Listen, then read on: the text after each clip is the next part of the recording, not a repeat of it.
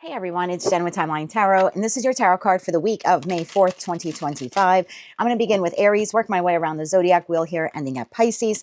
Timestamps, as always, will be in the description box. I've set the intention of this reading to be for Sun, Moon, and Rising, so be sure to check out all of your placements to get a more overall comprehensive view of your tarot card for the week ahead. If you're not sure what your placements are, in the description box is a link where you can obtain your free birth chart. Take a look at that site, and then just come back here and click on the timestamp for the respective placement or placements that you wish to view. Keep in mind, my friends, that this reading is a lot different than the what you don't see coming. The what you don't see coming is what's coming towards you for the week ahead, and that video has already posted. The tarot card of the week is more or less something that maybe you have to work on, or an area that of your life that you need to focus on. So these can get a little bit more personal. Speaking of personal, keep in mind, though, that as personal as this reading is, at the end of the day, it is a collective general reading. It is not individualized nor personalized to you, and therefore messages may come through today that don't fully resonate. And if that happens, don't get upset. Just take what fits, leave what doesn't. But if you would like a live face-to-face Zoom tarot reading with yours truly, please visit my website, thetimelinetaro.com. With all that said, let's begin. So I'm going to distribute these cards now from Aries through Pisces. Also, I want to say before I start the reading that we do have some work happening on the house today. So if you hear any noise or banging or anything like that, tools, just know that that's coming from. I have the windows open. It's a beautiful day here today, but if it gets too noisy, I'll just pause the video and close the windows. So now, with all that said, I can begin. Aries, let's see what your tarot card is for the week of May 4th, 2025. We have the Star. What needs to heal in order for you to realize your deepest dreams? So, as I was saying in the intro, in case you missed it, some people usually do. They just click on the timestamp. This reading is unlike the what you don't see coming. The what you don't see coming reading, which I posted already yesterday, is to let you know like what's coming towards you in the week ahead. Kind of gives you a heads up on what you may be dealing with. The tarot card of the week is more or less something you personally need to focus on, or something that you need to work on. So let's see what this is all about for Aries, Sun, Moon, and Rising. Tell me more about the Star. Why is the Star their tarot card for the week? What needs to heal in order for you to realize your deepest dreams? Bottom of the deck, we have the Nine of Wands. I think it's a pattern, maybe some way that you're showing up, or a particular situation, environment, or connection that you're continue to be attached to, or you continue to do something repetitive with it. Maybe that's something that you need to heal, some type of pattern here. Tell me more about this here for Aries, Sun, Moon, and Rising. One more shuffle now. Thank you. The Star card, clarified by the Chariot. The Four of Pentacles. The Queen of Wands, there's your block. And then the Nine of Pentacles. Bottom of the deck, we have Nine of Wands, shows itself again to the Wheel of Fortune, to the Ace of Cups. So the choice is yours. Pretty clear-cut message for you here, Aries.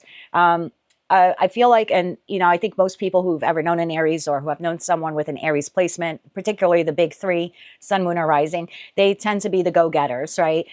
You really embody the passion of Mars, the good attributes as well as the negative, but the good attributes are, I want to get going to my destination, right? If I could have arrived there yesterday, I would do that type of feeling.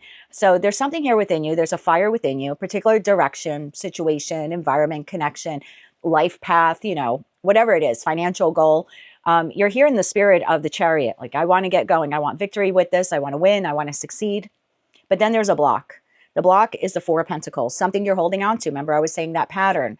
So there's something here that you need to realize you're holding on to that's actually preventing you from moving forward towards wish fulfillment. Again, however you define that, whether that's in your, career, in your personal life, with your personal connections, where you live, who you're with, who you're not with, that type of thing. So there's definitely something here that, as much as you want to move forward and take the inspired action to move forward with, again, whatever this is, it's unique to all of you. Your block to be able to move forward is something that you're holding on to. So you almost, Nine of Pentacle energy here, need to become independent or autonomous of whatever it is you're holding on to. Again, could be a mindset, could be a pattern, but could be a particular situation, environment, or a connection. So this week, it looks like you have an opportunity. That Wheel of Fortune is your opportunity. You can stay stuck if you want, because right at the end of the day, you have the divine gift of free will. So you can continue this pattern, Nine of Wands to the Four of Pentacles, holding on to whomever, whatever this is. Or you could spin the wheel in the new direction and move towards the new, the Ace of Cups. How you decide to move is up to you in this Knight of Wands energy. We have the Magician here, and we have the World.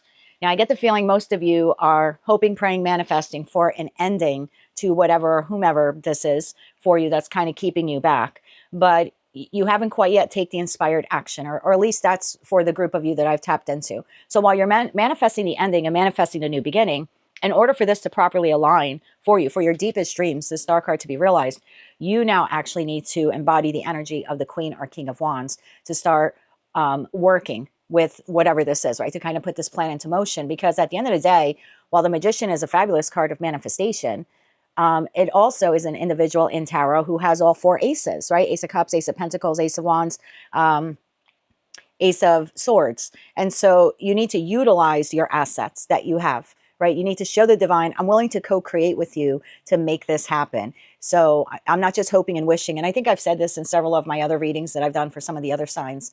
There are 9 billion people on the planet, regardless of what deity you believe in. And obviously you kind of lean a little bit more spiritual, right? If you're watching tarot, then the idea or the concept here is whatever that deity or being is up there, out there, it's kind of like they're playing chess with 9 billion people, continually presenting opportunities that individuals are, right, manifesting and co-creating. So if you're sitting there and saying, I need a way out of this job, but you're not applying for a job, how serious is the universe or that deity that you believe in? How serious are they going to take your prayer or your want or your wish or your manifestation? Because you have all the tools to apply for a job and you're not. The minute you do utilize those tools and you get your applications and resumes out there, now the universe can click into motion with you. Right now, you are on par with them and working in concert in this Wheel of Fortune to move forward. Now they start moving around chess pieces. So the job you want is currently occupied, but now that person gets a job offer elsewhere. They leave, the seat becomes vacant, you apply, the job's now yours. See what I mean? But that person won't be able to move on to their next thing if you're not truly desiring their job. And I'm just using work as an example, but there's something here like that. Like, I don't know, maybe there's a home that you're interested in buying, but it's currently occupied. There needs to be some chess pieces, right, moved around with some divine intervention to get those people to decide it's time to sell the home and move elsewhere. And now suddenly it's on the market. You make an offer, they approve, they accept it, and now the house is yours. You move towards closing. So there's something like that here where you do have your eye on the prize, but you're not fully utilizing all of your four aces to work in concert with the divine to make it happen. So there's something here that you're holding on to that you need to become autonomous of or independent of. And no one's telling you to do it this week, but I kind of feel like the homework assignment here for the Aries Collective is to just acknowledge it. Just acknowledge it and be real that the reason why your manifestation isn't happening maybe chariot energy as quick as you wanted to, is because, truth be told, you're maybe not utilizing all of the aces that you do have. You're not utilizing all the resources you do have to make it happen as quickly as you want. So that's what I have for you, Aries. Again, little homework assignment for this week is to be honest with yourself. Identify what it is that you're holding on to, or whomever it is, right? It's different for all of you. That's really holding you back from reaching your wish fulfillment here in the star card. So what needs to heal in order for you to realize your deepest dreams? For some of you, you might need to heal your finances, right, in order to be able to move. Some of you might need to heal some skills, right? You either need to learn new skills or expand upon skills to land that job that you really want. Some of you might have to leave a connection and move towards another connection, whether that other connection is a known entity or not. Maybe you need to heal codependency. You're stuck in a situation, environment, or connection that isn't good for you, and therefore you're having difficulty reaching again whatever that star is. So again, you don't have to do it all in the next 7 days. The homework assignment is identify what it is, be honest with yourself regarding whatever dependency you have on it, but then also acknowledge that you actually do have all four aces and you can co-create with the universe to implement the changes that you truly want. I just think recognizing all of this and looking within and saying, I do have the power to change this is kind of step one to get you a little bit closer to your wish fulfillment. That's what I have for you, Aries, for the week of May 4th, 2025. If you like this message, it resonates with you, you want to claim all or part of it, please be sure to click like, share, and subscribe. And until I read for you again, I'm wishing you light, love, and peace. Hello, Taurus. Let's see what your tarot card is for the week of May 9th, 2025. You have the Queen of Pentacles. What situation in your life holds value to you? Interesting card here. That is Taurus energy, right? Taurus, Virgo, Capricorn energy. Now, keep in mind, Taurus, that unlike the What You Don't See Coming reading, which I posted yesterday, the What You Don't See Coming reading lets you know what's coming towards you or what you may have to deal with this week. This reading, the tarot card of the week, really speaks to our own personal development. So this card is speaking to you that there's something here that maybe you need to evaluate or assess about what situation, and I'll even extend that because it's a collective reading, environments or connections in your life have value, really have value to you. Tell me more about this here for Taurus, Sun, Moon, and Rising. What do they need to know about the Queen of Pentacles card here for their tarot card of the week? So yeah, this reading is more of like a self-help reading, if you will. So let's see what this is all about here for Taurus. Bottom of the deck, we have strength.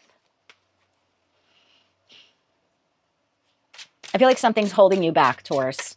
Something is holding you back. You might be putting more value into something than actually exists. I don't know why I just heard fool's gold.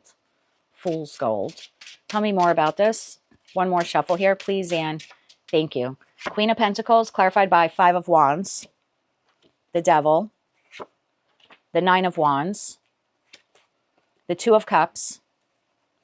And bottom of the deck, we have Star, we have the World, and we have the Ace of Wands. So there's a connection in your life here, Taurus, and it could be professional, it could be platonic meaning with your neighbors, your friends, your coworkers, you know, your family members. It could be romantic for some of you. Take it how it resonates. It's a collective general reading. But it's almost similar to Aries. Again, I keep saying Taurus and Aries are running on par just a little bit in my collective readings, at least for this month or, you know, last week and this week, it appears.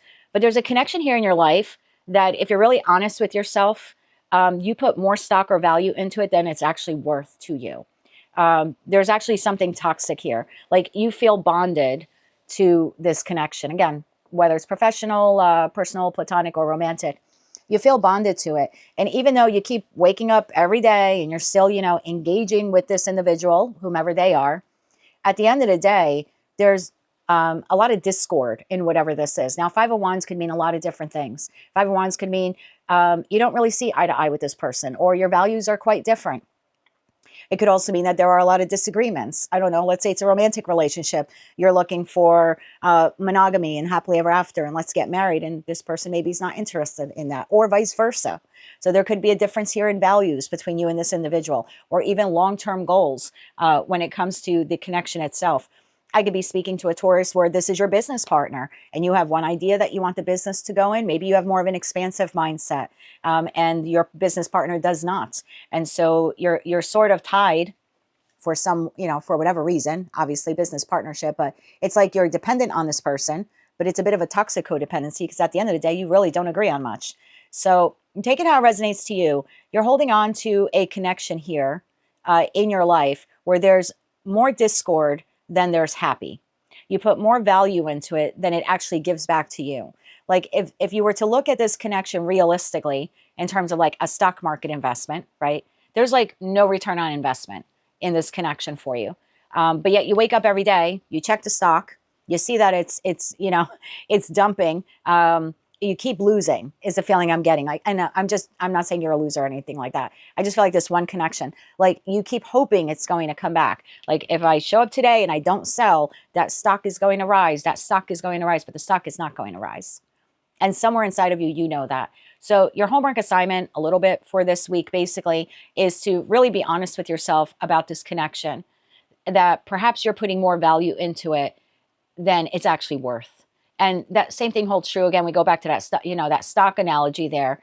How much do you have to lose before you decide to sell? And I say this as someone who invested frequently in their life.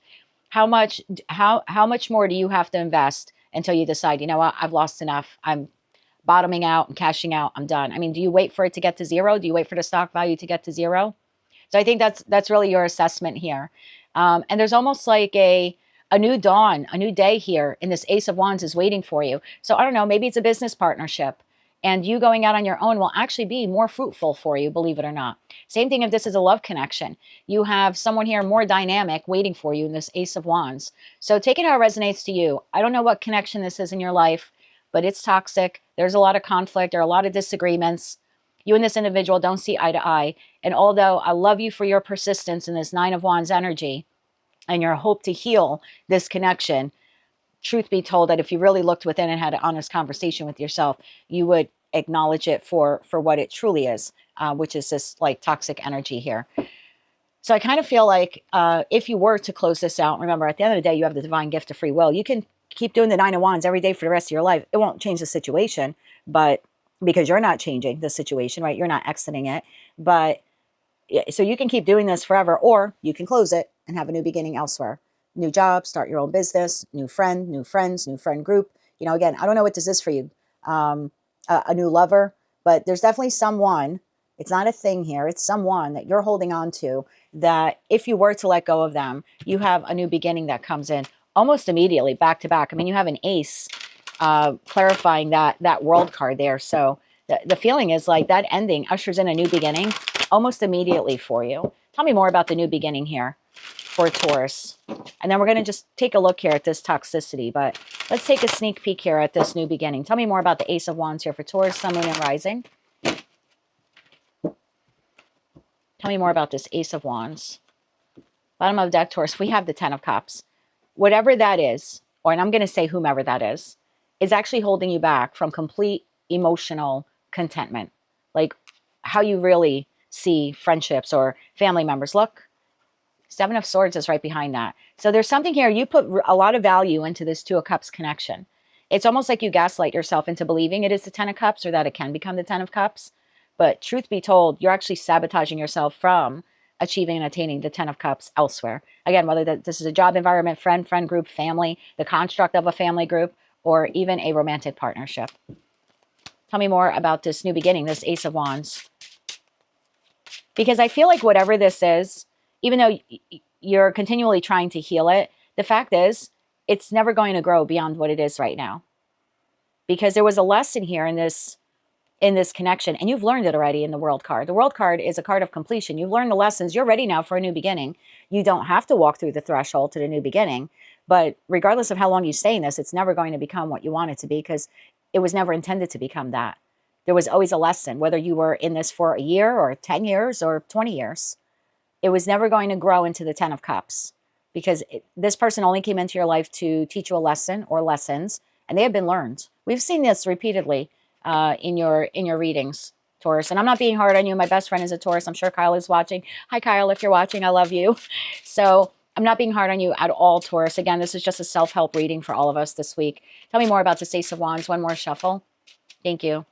Ace of Wands, Six of Pentacles, the Knight of Cups, and the Lovers. Bottom of the deck, Hangman. Yeah. I feel like it's your call. Again, you can stay in this as long as you want, but it won't become this. This is what you're truly desiring. This is on the other side. You know, this is the other business partnership. This is the other friend. This is the other lover, the unknown. I don't believe you know this individual yet. And that's because you need to close this out and energetically close this out before the new comes in. But the new is about equal give and take. So if this is business related, it's the business partner. There's equitable distribution in the investment and then in the return on that investment. If this is love, this is the love partner you want. This is someone who's emotionally expressive. This is a divine counterpart in some respect. This is a soulmate, not a karmic lesson.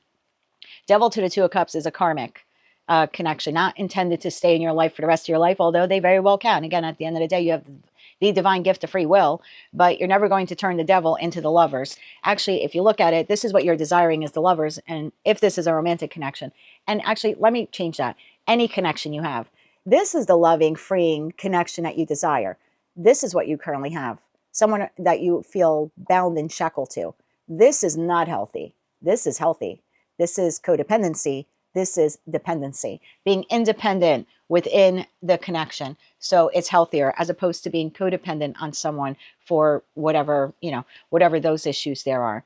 So again, little homework assignment for you. What situation, connection in your life holds a lot of value to you because you put a lot of value into it. But truth be told, if you really looked at it, you would realize that it's more of a toxic codependency and not really the freeing kind of love that you're looking for. That is on the other side of this. That's what I have for you, Taurus. That is your tarot card for the week of May 4th, 2025. Remember to check out your other placements. If you like this reading, it resonated with you, you want to claim all or part of it, please be sure to click like, share, and subscribe. And until I read for you again, my friends, I'm wishing you light, love, and peace. Hello, Gemini Twin Gang. Let's see what is our tarot card for the week of May 4th, 2025. We have the Hangman. What situation in your life do you need to look at from a different perspective. Now, remember, Gemini, this is not the what you don't see coming for the week ahead. I already released that video yesterday, so you're welcome to take a look at that. The tarot card of the week is your tarot card of the week. So this is, you know, the self-help reading, if you will. And I encourage you to look at all of your placements, sun, moon, and rising. So the Hangman here is saying there's a situation in your life, and it could be an environment or a connection, that you need to look at from a different perspective. This is interesting because I just went through something this weekend, and it did make me look at something from a new perspective. So let's see how this will resonate for some of you. And then if I feel inclined, I'll share a little bit of my story with you as well. But Hangman here, tell me more about this for Gemini, sun, moon, and rising. Bottom of the deck, we have the Nine of Wands. Yeah. Okay. So there's a challenging situation, right? Because the Nine of Wands is I'm not giving up, right? I love that. It's a card of perseverance and determination. So I didn't win the war today, right? Because in the original Rider-Waite-Smith tarot deck, we see an individual basically on the battlefield. They're holding the Ace of Wands. There's 8 wands behind them, and they're bruised and they're battered, right? The clothes are tattered. There's a bandage on the person's head, but son of a gun, they're still standing there with the Ace of Wands. They're still ready to fight. They're still ready to defend. So I didn't win. I didn't lose, but I didn't give up either. And that's the victory. The victory is like not giving up. So there's something here in your life that's really testing your persistence, where maybe you do want to throw your hands up and say, F it, I'm out of here. I'm quitting the job, or I'm selling the house, or I'm out of this relationship.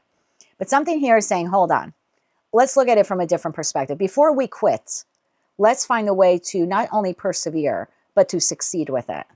Tell me more about this here for Gemini, sun, moon, and rising. This is a moment of enlightenment. A moment of enlightenment for the Gemini collective. Tell me more about this for Gemini for the week of May 4th, 2025. Thank you. One more shuffle. Thank you. So Nine of Swords popped out of the deck, which is our card. So Nine of Swords, you already know what this is about. This reading now is either going to hit for you, it's not. And for those of you where it hits, you know exactly what I'm talking about because you've been thinking on this 24 hours a day. You've been thinking about this on repeat, maybe to the point where it's even disturbing your sleep. This is further clarified by the Emperor. There's something here you need to take charge of. You need to see it from a different perspective, that it is not a defeat, it is an opportunity. The Star, there you go. As well as the Five of Wands. Bottom of the deck, there's something here that you need to like grab the bull by the horns kind of thing and win. King of Pentacles, the Lovers, and the Seven of Cups. The choice is yours. I was just telling Taurus this. The choice is yours. I don't know what it is for you, but obviously something has occurred in your life within a particular situation, environment, or connection. And there's something here you need to see clearly. Instead of sitting here in the Nine of Swords, right? Because in the Nine of Swords, this individual, they're sitting on the bed. They're holding themselves. So it's self-coddling, right? Trying to self-comfort themselves. All of these swords are hanging above them, indicating a different thought running through their minds, a negative thought, because this is Eight of Swords, Nine of Swords, sort of lower octave of the devil, right? Where we're thinking of fears, doubts, and insecurities, all the negative what ifs of a particular situation, environment, or connection in our life. So it's sort of running on repeat here. And this person's trying to like self-soothe themselves through it. So instead of sitting like this, because that's not going to solve the issue, right? Just sitting here and holding myself might feel good in the moment, and it's comforting, but it doesn't solve the issue. So I wake up in the morning and I just go to Eight Swords, because Eight Swords is like during the day. Nine Swords is at night. So you can think about this all night long and not get adequate sleep. But when you wake up in the morning, the only thing you're going to reduce to is the Eight of Swords, because it doesn't magically go away. And then when night falls again, you'll be right back to the Nine of Swords. So there's something here in your life that's been troubling you for quite some time. The message here is that you need to see it as an opportunity. It's an opportunity for you to change something, either within that dynamic or to go in a different direction. But there's something here about the Emperor does not sit still, right? The Emperor in Tarot is ruled by Mars. It's Aries, and Aries is ruled by Mars, right? So that's energy, that's passion. Again, grabbing the bull by the horns and not being afraid, not succumbing to the doubts, fears, and insecurities, and to move towards wish fulfillment and to beat out whatever gets in your way here of reaching that wish fulfillment, almost barreling through it. It's like you have to look at your life as your empire, and you are the emperor or empress. Take it how it resonates to you. I don't read body parts. There's something here that you got to pick yourself up by the bootstraps and say, I need to see this from a different perspective. This is an opportunity. This is not a defeat. Turning defeat into victory here is your choice. You can sit in the Nine of Swords of, I don't know what to do about it, or you can get to work and actually create more options and more opportunities. Because the feeling that I'm getting here is that whatever this is, it's a gateway to opportunities. Now, you don't have to take them. You don't have to create them, and you don't have to take them. The choice is yours in the Lover's card, and that is your Gemini card. So, I mean, you're really in your power with this, or at least you can step into your power, Emperor to the Lovers, to make this choice. Now I'm going to share with you what I'm going through. So unbeknownst to me, neighbor's tree crept into an area of my roof. I have several different roofs on this house because it's a Victorian, so there's different pitches and peaks to it. And unbeknownst to me, one of the peaks here that the guys are working on today was breached by a branch coming over from my neighbor's tree. And I did not realize that. I did not realize that until we had 36 hours of rain this weekend, and suddenly everything started pouring in. And, you know, 2 of the rooms on my second floor are just drenched. I mean, there's water damage beyond belief. So today I have roof repair going on and demolition, all that stuff. And I can sit here, 9 of Swords, and go, oh my God, I don't know what I'm going to do about this. I don't know where I'm going to, you know, I don't know where we're going to get the money from this, or I don't know if we could get it done in time. There's another storm headed our way in 2 days. So it's like, God, I have 2 days to demo, 2 days to, right, to get the work done on the roof. But then it was like, I can see this from a different perspective. I can see this as it's time for me to pull myself up by my bootstraps and to work in concert with my boyfriend. Thank God I have him. He's a lovely soul. And let's conquer this together. Let's conquer this issue together and see it as an opportunity. And that's exactly what we're doing. We're taking a negative and we're turning it into a positive. Is it still a negative at the end of the day? It is. But boy, do I feel more empowered today knowing that I am in a direction to do something about it. So tonight, when I go to bed, it won't be like last night. I'm not going to sleep in the 9 of Swords whatsoever. I'm going to have a very peaceful sleep here in the Star card because I've decided to take action. And he did also. So we can conquer, bulldoze through this 5 of Wands issue that is plaguing us at the moment. And right now, you know, just it's with the home here. So it's your choice, Gemini, is what I want to say to you. You can, like, I could continue to sit here and cry about this issue that I have and what it's going to cost me, but it's not going to fix the issue. It won't mitigate it. It won't fix it. It's not going to miraculously go away. And the money isn't going to, you know, knock on my door tomorrow and show up to fix all of this. So I have to seize the opportunity to do something about this. And that's in my control as the emperor of my life, or empress of my life, right? So there's something here is not working out, but the divine is saying you got to look at it from a different perspective, because there's a plethora of options and choices for you out there that will enable you to turn whatever this is around, or maybe even distance yourself from it. You know, again, I don't know who or what that is, but continually sitting in it is not bringing you the opportunities you need. Look, I could be talking to a Gemini where you're at a dead-end job and you know it's a dead-end job. And is it a consistent paycheck? It absolutely is. Is the divine telling you to quit your job tomorrow? Absolutely not. But there is something here about seizing the opportunity, recognizing this job really does suck. There's no growth here. I am going to put myself out there and find the type of job that I really want. Because until you put out those applications and resumes, the other cups don't come in. All the jobs that you potentially could have, that you would like to be at, that would soothe your soul to be at, so you don't have to come home at the end of the day and like soothe yourself because work is a nerve-wracking, disastrous, toxic mess. Like, you don't have to sit in that every day. Again, you don't have to quit it tomorrow, but you can say, you know what, this sucks, but I'm going to find a way out. I'm not only going to look for opportunities, I'm going to seize an opportunity. So I kind of feel like that's what it's saying. And same thing, if this is a living situation for you, Gemini, or a relationship, see it as an opportunity to get out, to do something different, to learn something new, to move forward. Again, get those applications and resumes out there. And same thing if this is love. You know, one love connection ends doesn't mean that you don't have 7 more cups out there waiting for you. But there's something here of, well, I got to get out there. You know, I did a reading for a woman once, and I told her about this lovely love interest that was waiting for her about 3 months down the line. So about 4 months later, she did another personal reading. And I asked her, did she meet her person? And she said no. And I said, well, did you make yourself vulnerable and get yourself out there? And she's like, no. Well, did you do any dating apps or do dating profiles? She's like, no. And I was like, all right, well, did you try getting out there on your way to work? She's like, I work from home. So this woman never leaves her house. She never leaves her house. How would she meet anyone? So that's what I mean. Like, instead of sitting there and being, oh, woe's me, I'm never going to find my person, how about getting out there and finding your person?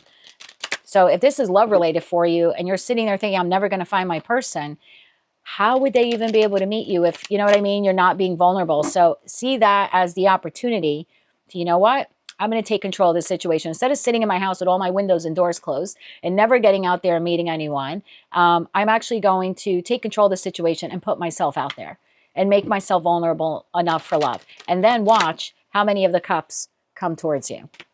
Way more than if you would just sit home by yourself and never make yourself vulnerable enough to get out there. So take all those messages, how they resonate to you. But tell me more about the Seven of Cups. Obviously, what's plaguing you is different for all of you, so I'm not going to clarify that. But I would like to know more about these options and choices here that you have. Tell me more about the Seven of Cups here for Gemini, Sun, Moon, and Rising. Bottom of the deck, the Moon. Options and choices you don't, potential that you're not even fully aware of. Like you wouldn't even see this coming. Tell me more about these options and choices here. Tell me more about the option and choices here for Gemini. One more shuffle. Thank you. Seven of Cups, clarified by the Fool. A new beginning, a new job, a new relationship, a new way of showing up, a new living environment. Five of Cups, leaving the past behind and recognizing that there is something out there waiting for you. Six of Swords. Again, this new beginning of moving on from whatever this is. And again, Queen of Pentacles. Look, King to the Queen of Pentacles. If this is love for you, this is a serious love connection. Queen and King of Pentacles, they're the marrying King and Queen of Tarot. They're in it for the long run. So take it how it resonates to you, Gemini. There's something that you're stuck in and you're kind of doing woe's me, sort of like I was for 2 days. So I'm not, I'm not coming down on you for it. But there's something here about, okay, it's a new dawn. It's a new day. It's time to get up, figure out what the wish fulfillment is, and create a battle plan to move towards it. So you can access these new options and choices. Again, whether that's in career, whether that's in, finance, investment, things that you're looking at, living situations, friends, friendships, friend groups, a romantic connection. But I think the first thing that you need to leave behind in the Six of Swords energy is the Nine of Swords, is the oh, woe's me. Because look at the Five of Cups to the Six of Swords. The Five of Cups is, oh, woe's me. Tree grew into part of my roof. And I could do that. And believe me, I did. I spent 48 hours doing that. But not today. Today's a new day. It's a new dawn. It's a new day. And today is the day I get to work. Emperor to the star. Because this isn't going to get me anywhere.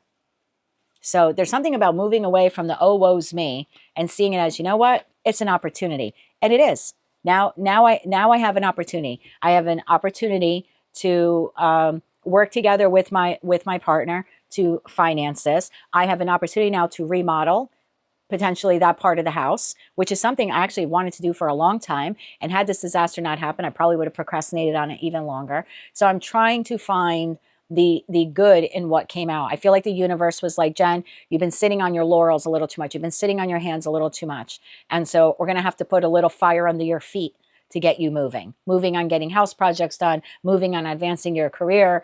It was like Pluto went retrograde on May 4th and it just, it whacked me upside the head basically. So take it how it resonates to you.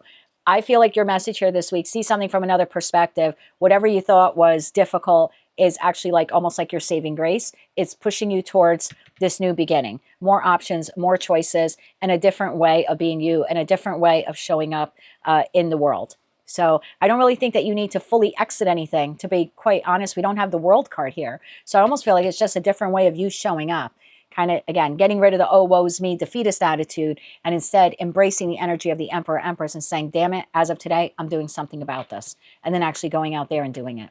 That's what I have for you, Gemini. That's your tarot card for the week, my darlings. The Hangman. What situation, environment, or connection in your life do you need to look at from a different perspective? How can you take that negative and turn it into a positive? And what do you have to do to then attain that positive goal that you want?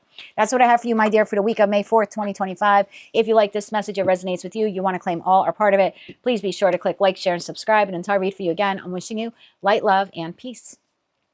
Hello, Cancer. Let's see what your tarot card is for the week of May 4th, 2025. You have the Page of Wands. What signs are preparing you to move in a new direction? That's the Minor Arcana card to the Fool card. So before you take the leap of faith to move in a particular direction, there's a little homework here or something else that you need to discover or learn. Tell me more about this Page of Wands energy here for Cancer. Now, keep in mind, Cancer, this reading is very different than what you don't see coming. The what you don't see coming video that I did the other day, I think it posted yesterday, is like what's coming towards you, sort of gives you a heads up of what you most likely will have to encounter this week. The tarot card of the week is more for like self-help. So again, I feel like there's something new you want to start in your life, whether you're single and you want to enter the dating field, whether you currently are in a romantic connection, but you're thinking of ways to spice it up. For others of you, this could be work related as well. So maybe you have an idea to start your own business or a side hustle. What do you need to learn or discover before you launch it, launch that project or launch that service or launch that business? So tell me more about the Page of Wands here for Cancer. Again, remember, it's just a self-help reading, little homework assignment from the divine, especially for you for this week. Bottom of the deck, we have Nine of Pentacles. Some of you, this is going to be a little bit more career focused. So if you're looking for love, maybe check another placement. But there's a new direction in here in your life. It's almost like there's an opportunity here. You don't have to take it. Okay, so keep that in mind, because at the end of the day, you do have the divine gift of free will. But there's an opportunity here that you can take to create something that will actually benefit you financially in the long run, like make you financially self-sufficient in this Nine of Pentacles energy. And you've been receiving signs of this. I'm specifically speaking to a Cancer, two kind of groups of you. You currently have a business. It's really not working out. Not telling you to quit the business, telling you to figure out another way how to do that business. And then I have a secondary, or expand that business. And then there's a secondary group of you where you're currently employed and you're not happy. It's paying the bills and it's feeding the mouths, but it's really, you're not happy. And those should be signs and indications for you that it's time for you to prepare for another job, or maybe even to launch your own business. So tell me more about this here for Cancer, Sun, Moon, and Rising. One more shuffle, please, and thank you. I definitely feel this is career focused for most of you. Three of Wands. There's that looking out into the brave new world, right? Ace of Cups for that new beginning. Page of Swords, inquiring information. And Temperance, doing it in a balanced way. Definitely a career read. Knight of Pentacles, of course. Four of Cups, this is where you're currently at. My Lord, Four of Cups to the devil. Bottom of the deck, Knight of Wands and the Sun and the Empress. That's what you want in a career and money read. So let's get to it, my friends. Homework assignment. You're currently at a place of employment that is toxic. There's some aspect of it, whether it's your boss, the clients, your coworkers, one colleague. There's something that's toxic. You're not happy there. It may pay the bills and it may feed the mouths. And maybe for some of you, you've been there a long time in that Knight of Pentacles energy, or you thought you will be. When you started the job, you thought, oh, I'm going to be there for a long time. But the reality is you're not satisfied there. You go to work every day and you bring your best to the table. And at the end of the day, you go home and you feel defeated and tired and exhausted. And that's because you're dealing with something toxic in your work environment. And I don't know who it is. It could be a boss, like I said, a colleague. Maybe you just don't have passion and drive for it anymore. Maybe you want to do something new, or launch into your own business, or, enter a new industry. But there's something toxic here. And I'm going to clarify that to see what it is for most of you. But whatever it is, you're recognizing it, but you're also not seizing the opportunity to move away from it.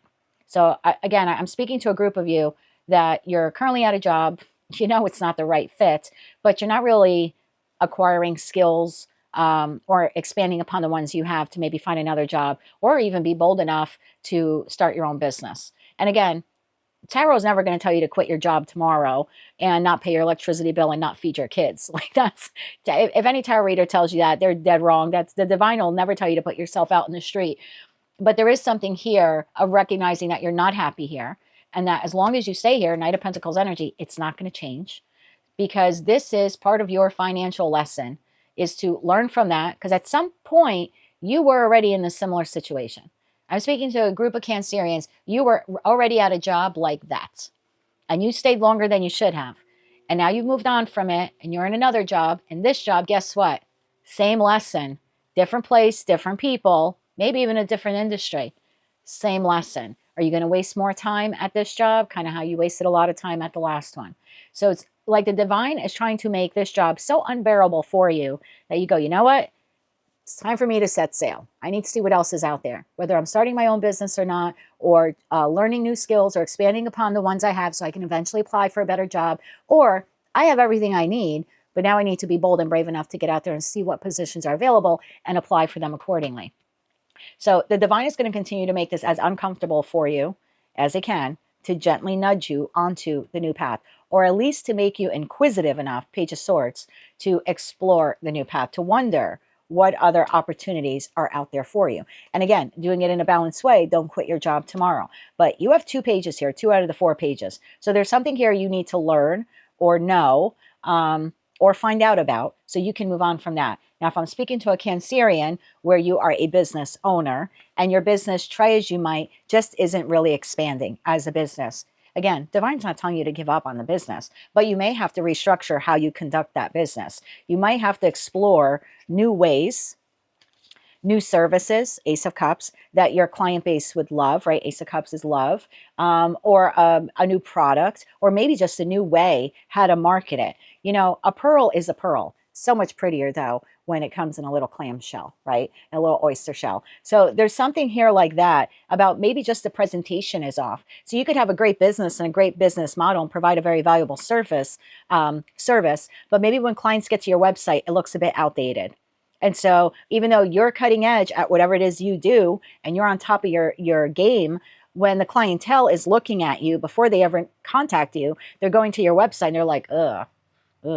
So it might behoove you to learn some skills about some other different kinds of websites. And there's so many out there that actually, where you can build it yourself. You don't actually have to pay, a website builder to do it, like Wix. Example, I make no money by advertising them. Please don't think I do, but I host my website on that, wix.com. And there's a lot of great tools in there where I can create a professional looking website without having to endure the expense of hiring someone to do it for me. So there's a lot of self-help websites. But again, that's just an example I'm giving you.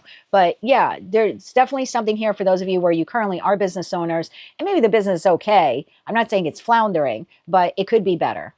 And there's something here that you need to learn how to do new or do differently, or maybe even put it in a better, prettier packaging to market it differently, right? And think about if you're proposing to someone or someone's proposing to you. You ever see those different shows on TV, and the person's proposing and they put the they put the ring in the banana split, and the recipient is eating the banana split, and suddenly they're like spitting out the ring, and it's supposed to be romantic, but it's really not. Packaging is off. Nobody wants to eat their engagement ring or almost choke on it, right? But it's so much nicer when it comes in that little gift box. And imagine if it actually was like a clam cut or a shell kind of gift box, right? So it's something here about maybe the concept you have is great, but the way you are putting it out there into the world, not so much, okay? So what you really want is Knight of Wands, the Sun, and the Empress. You want to move in a very passionate direction towards happiness, the job or business that you can attain 10 of Pentacles and 10 of Cups with. Emotional contentment as well as financial contentment, because that's what the Sun is. So for many of you, yes, Empress energy, you're going to birth your own business, or you're going to rebirth your current business, or you're going to learn a new skill or expand upon your skill to birth employment for yourself elsewhere.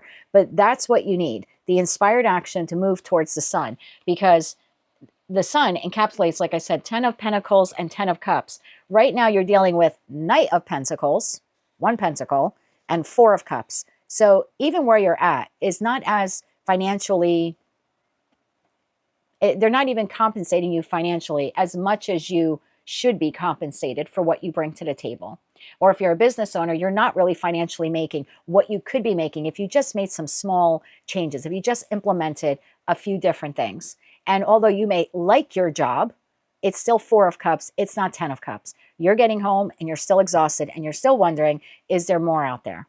So again, there's something toxic here that you're tied to. This is definitely a financial reading. So like I said, if you're not interested in that, just check another placement. This definitely is a homework assignment for those of you that want to move in a different direction. What signs are preparing you to move into a new direction? The current job or business model you have is becoming increasingly uncomfortable, increasingly toxic, increasingly emotionally depleting, and you're starting to realize this is not worth the money I make.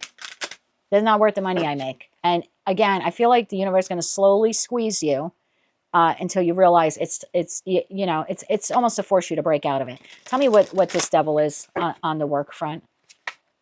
Tell me what this is for Cancer, Sun, Moon, and Rising.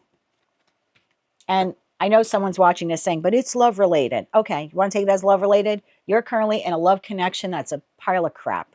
So something is toxic. Not saying you're toxic. I'm not even saying your person is toxic, although they may be. I don't know your person. but something within the dynamic is is toxic. And if you really look at the content of the relationship, just the bare bones of it, you're honest with yourself, you know it's the Four of Cups. You're not happy in it at all. There's emotional rejection, maybe unrequited love. You dream, you fantasize of this relationship going to the Ten of Cups. But if you're honest with yourself, you know it's never going to move past the Four, no matter how much time you put into it. So if you want to take it as a love reading, there's your love reading. So there's something here about what skills do you need to learn to, I don't know, move forward from this person. Do you need to work on self-worth, self-value, become the emperor or empress? Because if you felt really good about yourself, you probably would have kicked this to the curb a long time ago. If you valued yourself more, emperor, empress energy, you would have left this person a long time ago. So maybe that's something. Maybe that relationship is getting so difficult for you by the day. It's the divine trying to tell you, hey, Cancer, you deserve better. You deserve this. You deserve this. Not this. You deserve the Ace of Cups, not the Four. So yeah, if you want to take it as a love reading, you can. There's currently something very toxic, and there's way more waiting for you, but you need to take the inspired action and move away from that so you can move towards the new person. Tell me more about this. Tell me more about the devil here for Cancer, Sun, Moon, and Rising. Although my intuitive hit that I keep getting is it's about the Pentacle. So like I said, for most of you, this is career and finance. Tell me about the devil here for Cancer. Thank you. We have the Two of Wands. We have the Lovers. Choices, choices, choices. One more shuffle here, please, and thank you. And Justice, which, believe it or not, is choices, because look, scales of justice, 2. So look at this, 222. So you're currently, look up that angel number, 222, okay? This is becoming so difficult for you because 222 is about balance. It's about harmony. It's about being on the right path. You're currently not on the right path. So you want to take it as a love reading? You're not on the right path. You're not in the right relationship. You want to take it as a friendship? You're not with the right friend. This friend does not have your back. And again, I feel like it's more career, career and finance focused. You're not at the right job. And this is going to become more and more uncomfortable for you, with whatever this is, until you get on the right path. 222. You can't make it up, because it's, so it's your choice. It's your choice. It's your choice. It's your choice. You can continue to stay in that, but you're not going to wake up tomorrow and it's going to be the Ten of Pentacles and the Ten of Cups. It's not going to be the job that you always want and you make maximum earning potential at it. It will continue to make uncomfortable, it'll continue to become uncomfortable and more so until, it's the divine is trying to push you into balance and into harmony with your new path. But at the end of the day, again, it's your choice to make. You can stay in that as long as you want, or you can move forward in a new direction. And your homework assignment for this week is to have an honest conversation with yourself. What sides are preparing you to move in a new direction? What are you learning from that? And what do you need to learn to get away from that? That's the starting basis. Again, you don't have to quit whomever or whatever that is this week, but recognize it for what it is. And then start jotting down, making a list. What do I have to learn or do to get away from that person, place, or thing? That's what I have for you, Cancer. That is your tarot card for the week of May 4th, 2025. Always a pleasure to read for you. My friends, if you liked any of these messages, they resonated with you, you want to claim all or part of them, please be sure to click like, share, and subscribe. And until I read for you again, I am wishing you light, love, and peace. Hello, Leo. Let's see, what is your tarot card for the week of May 4th, 2025? The Emperor. In this situation, where can you find wisdom and stability? So remember, this is not like the what you don't see coming. I already did that reading. I posted it yesterday. And that lets you know what you could potentially be dealing with this week, right? What's headed your way that you don't see coming. The tarot card of the week is more of self-help and self-improvement of a reading. So be sure to check all 3 of your placements, Sun, Moon, or Rising. It'll give you some things that maybe you need to contemplate or even work on this week, or work through this week in order to become a better version of yourself. So the Emperor, there's something here you need to take control of, Leo. In this situation, where can you find wisdom and stability? Tell me more about this here for Leo, Sun, Moon, and Rising. Leo, I almost feel like out of chaos comes order. Out of chaos comes order. I don't know why I just heard that. Tell me more about the Emperor here for Leo. I'm going to do one more shuffle. In this situation, where can you find wisdom and stability? Yeah, something right now in your life is unstable. But if you learn from it, you can actually find stability. Stability is the opposite of whatever you're doing right now.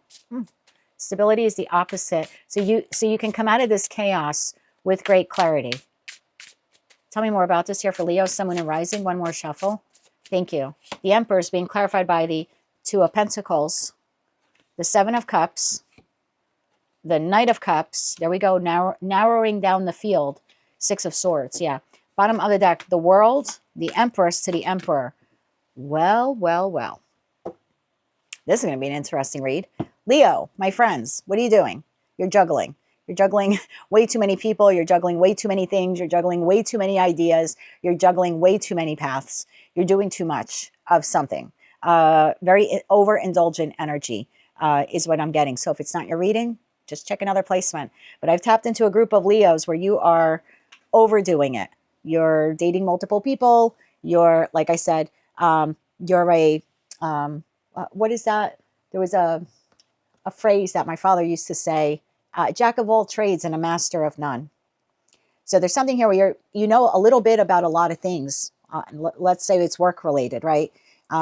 You're not your own employer, right? You work for someone else, but you know a little bit of everything. So you could almost work at any job, right? You can be a handyman. You can cut the grass. You know how to do some minor electrical work without a permit, where like license isn't required. There are many tasks that you need. Maybe, you could do some hair, right? I could be talking to someone where, well, I could do some hair. I could do some manicures. Maybe I don't know how to do pedicures. I don't know how to do maybe ombre highlights or something like that. So it's like you're a master, or I'm sorry, you're a jack of all trades, meaning you know a little bit about a lot of things, but you're not a master of one of them. And so there's something here about, is it nice to know a little bit about everything? It absolutely is. But it's even better when you can narrow down the field to one and make that your financial focus. Okay. And so you're not having these little, like, this feels like, if this is career and finance, this feels like I'm doing lots of little things for income. But if you honed in on one skill and perfected that, just that one skill, that puts you now in emperor to emperor status, which is a better job, more financially rewarding job, maybe even being your own business owner. So there's something here about, is it good to know a lot about, a lot of different things? Yes, but it's way more financially beneficial to you. It'll bring your life a lot more financial stability. If you narrow down the field, focused on the one, perfected the one, and moved forward with it. Same thing, Leo, if I'm speaking to a Leo where you've got, I don't know, 3, 4, 5, 6, 7 boyfriends and girlfriends. It's great. It's a great ego boost, right? Who doesn't want to be adored by 6 or 7 various energies? But your way to true love is to narrow down the field to one. You offer the cup to one. You move away from the many, and that's where your divine counterpart comes in, or your soulmate for life, however you want to define it. That's when the emperor and empress come into your life, when you stop juggling all of these other people that at the end of the day, it's really not going anywhere. So it's almost like you're going to have to close the door. Look, I shouldn't say you have to. At the end of the day, you have the divine gift of free will. You could continue living in 2 of Pentacles to 7 of Cups. 2 of Pentacles is never going to become as financially stable as the Emperor. It's just not. And you could be 2 of Pentacles, 7 of Cups when it comes to lovers, and have a different date every day of the week for the next 7 days. You're not going to meet your Emperor, Empress that way, because that takes time. That takes nurturance. That means narrowing down the field, not playing it. So take it how it resonates to you. Career and finance, or love and romance. You're doing, again, a lot of different things. You got a lot of balls in the air. No sexual pun intended there. Please do not demonetize me, YouTube. But you got a lot of balls in the air. And again, it's fabulous that you know all of that and that you have all of these love options or work options. But how much more successful would you be in career and finance, or even love and romance, if you narrowed down the field and perfected that field, or recognized the type of partner you want and then became that partner yourself? Because I was having this conversation with a friend a couple of months ago, and I had to be really frank with her. This was back in November. And we were talking about tarot. I was doing a reading for her and stuff. We're hanging out. And she said, I'd really like to find an emperor. Now, I'm not going to say her name because she watches the channel, and I love her. But she said, I really want to find my emperor. And I had to be very honest with her. I said, honey, you're the female version of the Knight of Wands. She's like, well, what does that mean? Well, you're inconsistent in relationships. So how are you going to land an emperor, right? We attract what we are. So you're continually showing up in Knight of Wands. What emperor would be attracted to that? The emperor is looking for the empress. The emperor or empress, take it how it resonates to you, is looking for their counterpart to be an equal to them. They're not looking for someone who's a flighty nighty, who's inconsistent, who doesn't know if they want long-term commitment, who isn't monogamous, who has a different boyfriend, girlfriend date or whatever every other day of the week. They're looking for someone who's serious and grounded, who embodies the best attributes of all four queens or all four kings, depending on what you're looking for. And the best attributes of all four kings and all four queens is not a Knight of Wands. So I had to be honest with her about that. And she was like, you're right. You're right. She's like, it sucks, but you're right. So there's something like this here where, again, if this is love related, how are you going to find your counterpart? You're not showing up as your counterpart, like as the counterpart you want. So it's almost like you need to show up in relationships the way you are. Or I shouldn't say that. You need to show up in relationships in a healthier, better, maybe even more stable way. Because what you're looking for is healthier, stable, and better. I see what you want. You want your counterpart. But you're not gonna find it if you're acting like the Knight of Wands and having all of these options and choices in love. Because someone who's looking for a life mate isn't looking for someone who has a new person in their bed every day. I'm going to be honest with you. You're probably going to hate me. I'm going to lose subscribers, but I'm being honest. And so same thing here if this is work related. There's a great skill or talent you have within you, and you have not honed in on it. And if you honed in on it, you'd be making a fortune. Look, you have 2 Emperor cards here. But for whatever reason, you're dilly-dallying with all these other little things. Little maybe odd-end jobs or stuck in jobs that really have no growth. There's a potential within you. Out of the 7 cups, think about everything that you know in terms of how you make money. There's one skill that you have that can bring you incredible abundance. Your homework this week is to figure out what that is. Look at your skills and what do you need to zone in on and enhance, learn more about, expand, etc. And use that to lay the foundation for your financial future. And if this is love related, what is that one quality you need above all else in a counterpart? Now, once you identify that, nurture and build that within yourself. Because you need to provide what you're looking to attract, but you're only going to attract what you provide. Does that make sense? I hope that makes sense for someone watching. I'm sure 1,000 Leos just went unsubscribe, unsubscribe, unsubscribe, but you can unsubscribe. The message is the message. I have nothing against Leos at all whatsoever. I just have to give you the messages that I'm channeling. So I want to know more about this Emperor Empress. So yeah, honing in on that one skill and perfecting it puts you in a seat of incredible financial power here, where you're either climbing the ranks within a company or possibly even in the future after you close that out and you hone in on that one skill, whatever that is for you, even opening up your own and possibly with a business partner. So it's huge growth. It takes you from the Knights straight into Emperor Empress. But that takes a lot of work. I'm not telling you you're going to do it all this week, but there's something here to say, yeah, there's that one skill that I'm really good at. And if I perfected it more, I can make a crap ton of money on it. And you're right. And same thing if this is love related. What is that one attribute that I really need in a partner? Okay. Do you possess that attribute? You don't? Okay. Figure out a way how you can possess it. That's all you have to do this week. You don't even have to start the work. Just figure it out and then work towards it. Tell me more about this Emperor Empress here. For Leo, Sun, Moon, and Rising. So in this situation, environment, or connection, where can you find wisdom and stability? How can you create that for yourself moving forward? Page of Pentacles. Learn something new, something tangible. Tower, boom. The moment you do, something shifts and changes radically. I'm going to leave behind all those lovers. I'm going to leave behind being a player. I'm going to enhance my skills. and be a better mate, boom, attract a new mate. Like, boom, comes in instantly. You're equal, boom, comes in instantly. And same thing if this is job related. I know how to do 10 things. Great. Perfect one of them. Boom. You suddenly now get a higher paying job, or a job with a better title, or a job within a different industry, a growing industry, a more expansive industry. Emperor, empresses expand. Or you now have the opportunity to start your own business. It literally comes in instantly. The moment you learn that new, whatever that attribute is for you, or that new skill. Give me one more on this.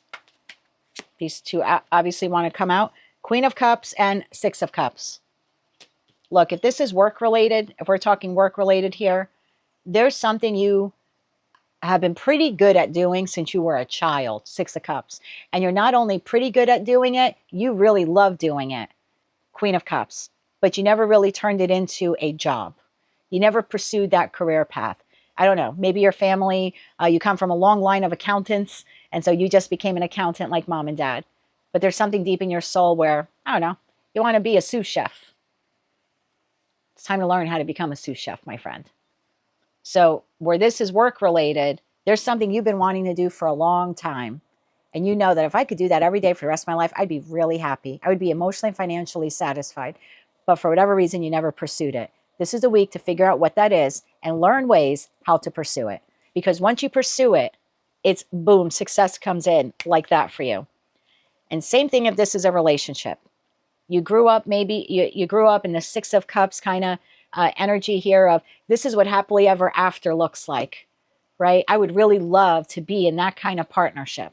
But to be in that kind of partnership, it requires that kind of partner. And for you to attract that kind of partner, then you need to become that kind of partner. So if this is love related, figure out what the Six of Cups looks when you were younger. What did that idealized happily ever after look like for you? And what can you learn or change within yourself to become one half of the equation that you're longing for? And then open up your heart and see what comes in. Boom, your counterpart. So take all those messages, how they resonate to you, Leo. But your tarot card for the week, my darling, is the Emperor.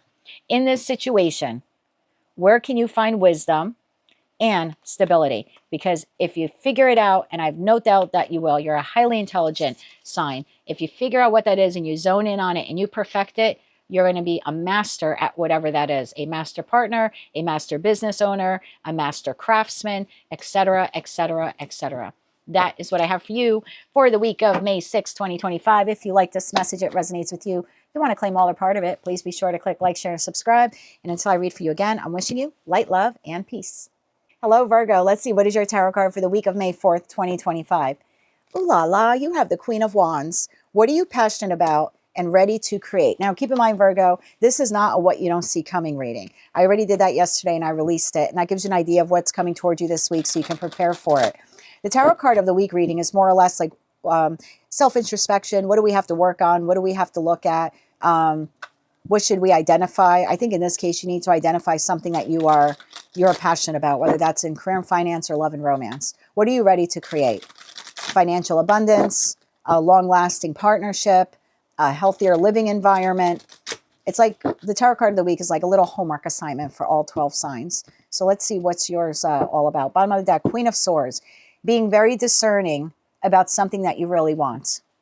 Head over heart. What will light your soul on fire? Honestly and truthfully. Tell me more about this here for Virgo, Sun, Moon, and Rising. One more shuffle here. Thank you. Queen of Wands, clarified by Five of Swords. Four of Wands, peace. I just heard peace.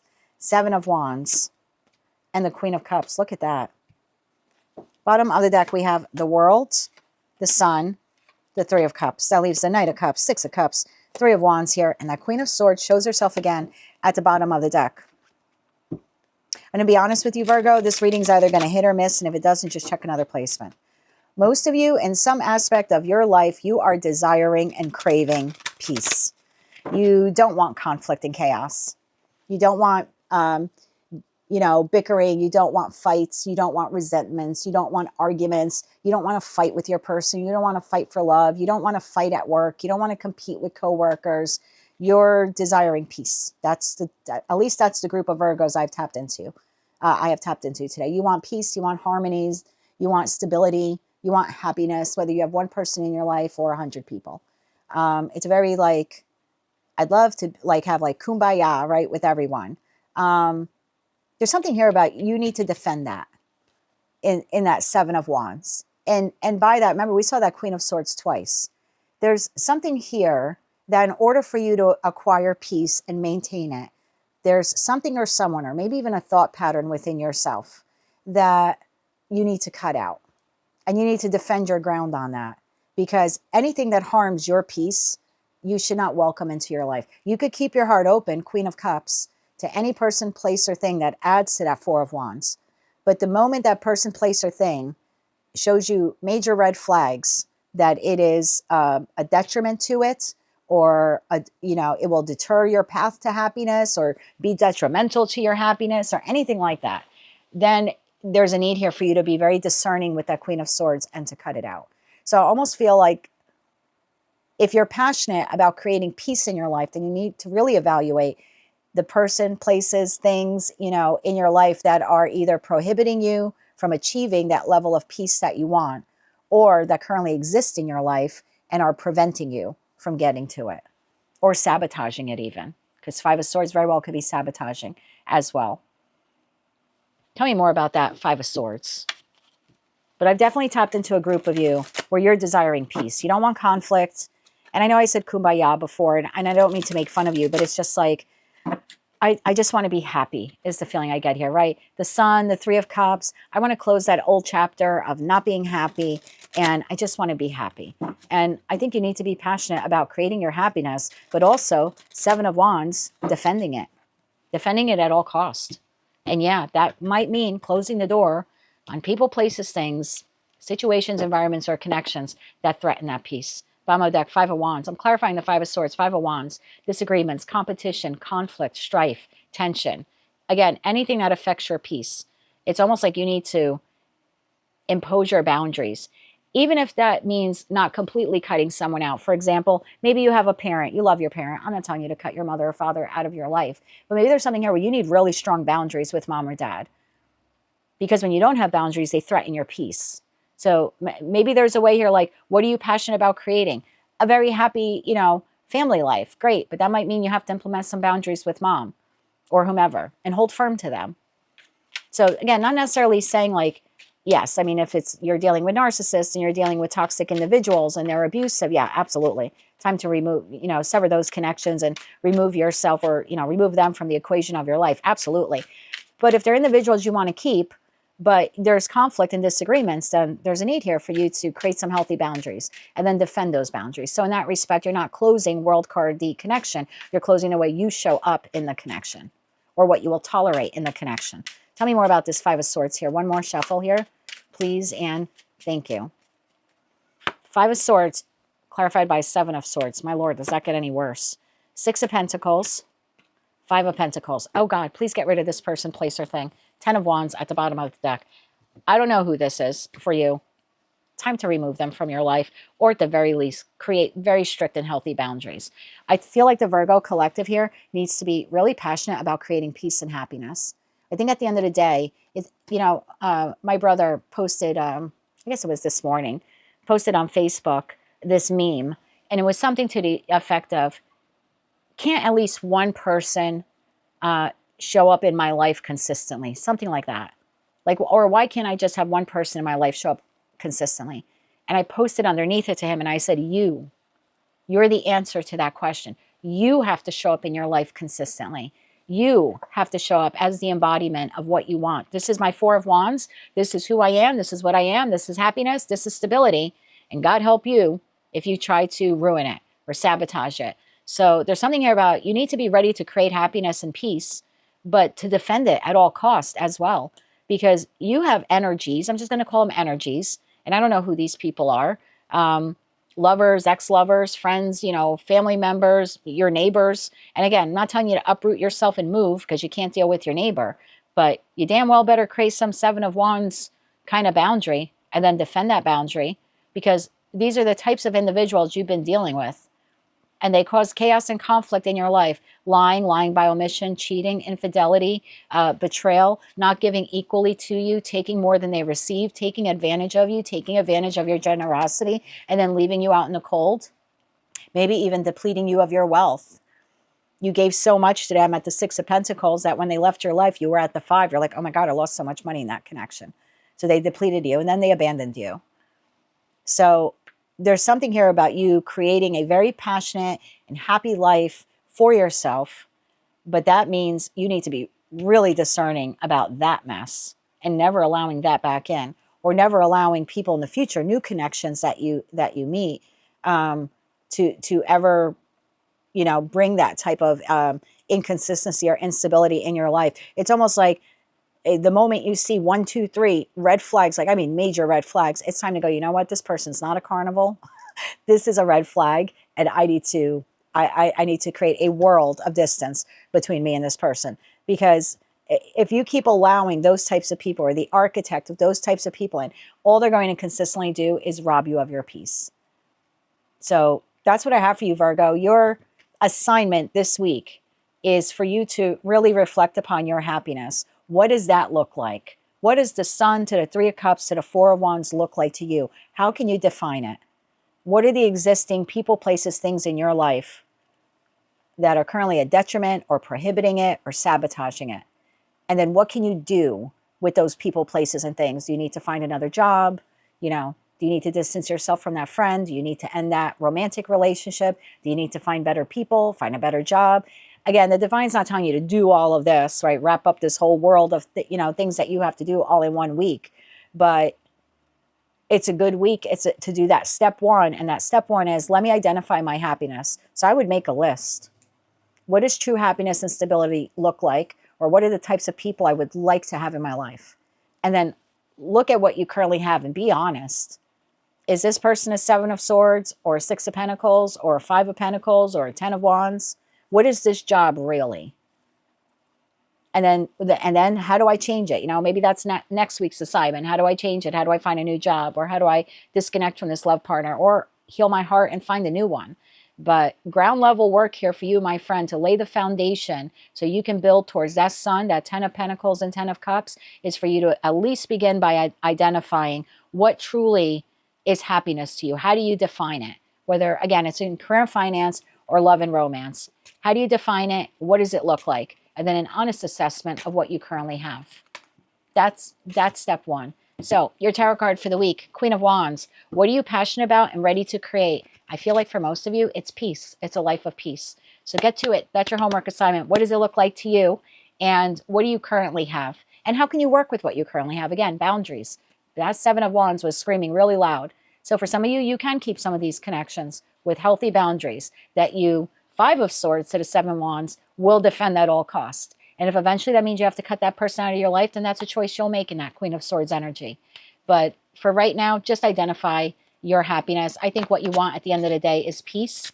If you can identify it, then you can achieve it and attain it and maintain it. That's what I have for you, my love, for the week of May 4th, 2025. If you liked this message, it resonated with you, you want to claim all or part of it, please be sure to click like, share, and subscribe. And until I read for you again, I'm wishing you light, love, and peace. Hello, Libra. Let's see. What is your tarot card for the week of May 4th, 2025? You have the Page of Cups. What situation in your life is bringing about some type of opportunity? So, Libra, this is very different than the What You Don't See Coming reading, which I just did yesterday and I released. That gives you an idea of what you can most likely expect in the upcoming week. But the tarot card of the week reading is more or less like self-introspection, things we can change, or opportunities that we can maybe pursue in our life, or how we can become a better version of ourselves. So, you know, take this message, how it resonates to you. But there's an opportunity here in your life that maybe you've been a little reluctant to move towards.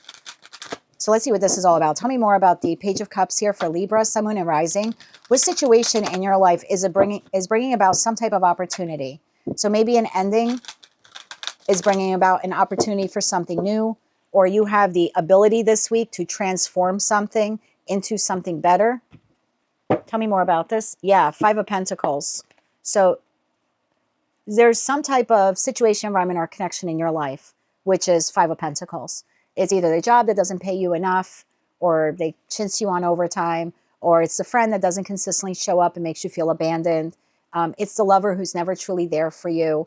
So take it how it resonates to you. Something or someone either is not really valuing you, or they're treating you poorly, or they're abandoning you, or leaving you out in the cold. Either way, you have an opportunity to look at that situation, environment, or connection differently and saying, I can transmute this into a new opportunity. The failing job is the opportunity to go out there and find a new job. This relationship that's ending, does it suck that it's ending? Absolutely. Does that then mean in the future I have an opportunity to move towards true love or a better love or a healthier love? Yes. There's something here about identifying something in your life is just not working out the way you thought it would. But that doesn't mean that you need to hang on to it or to hang on to the pain if it's already left your life. There's something here about transmuting it towards this opportunity, or seeing the ending of one thing as the opportunity to move towards something new. Tell me more about this here for Libra, Sun, Moon, and Rising.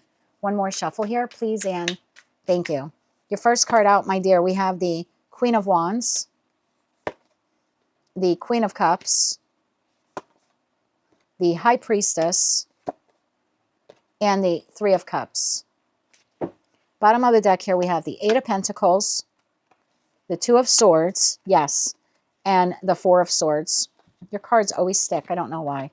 And that leaves the Five of Cups here at the bottom of the deck. So take this how it resonates to you. You have two opportunities here, I want to say. Queen of Wands, Queen of Cups, right? I feel like, well, I'm going to clarify you, but I feel like for one of you, one is ending. But what maybe you're not realizing it is that's the potential to move towards the new. So, I'm currently at a job that pays the bills, but I'm really not passionate about it and they're not paying me well enough. Take that as a sign from the universe that, hey, this job isn't working out because you're meant for better. Okay. So let me see here. I want to know a little bit more about this. I definitely feel like there's two options here on the table for you. And you're sort of at a crossroads, right? Do I stay at this job? Do I look for another job? Oh, I have this job. It's okay. It's not the greatest, but now I have an opportunity to branch into a new industry or apply for a new company. I don't know if I want to leave one for another. Something about using your intuition to kind of see that one thing's not working out because you're meant to go in a different direction. Yeah, there's definitely something here. Something's ending so you can move towards something new, or it's transmuting in some way. King of Swords. There you are, my darling, whether you're masculine or feminine. What is the Queen of Wands? Tell me, what is this Queen of Wands here for Libra, Sun, Moon, and Rising? What is the Queen of Wands? One more shuffle here, please, and thank you. The Seven of Cups, the Tower, and the Ace of Cups. So that's the new. Those are the option or options or choices. That is the new. Tell me about the Queen of Cups here. And again, this could be in career and finance, love and romance. It could even be in housing situations. Tell me about the Queen of Cups here. One more shuffle here, please, and thank you. King of Wands, the Fool, and the Strength card. I just saw death. Death to the world. So whatever that Queen of Cups is, the current place of employment, the living situation, the romantic partner, it's just not working out. It's not working out. There's something here that you need to recognize. World to the Death card.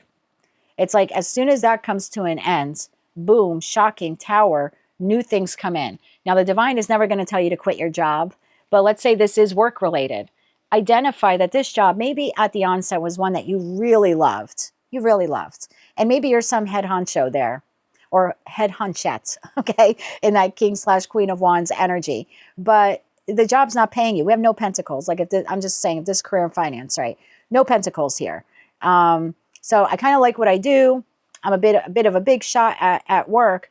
But what do you have to lose by not immediately quitting your job?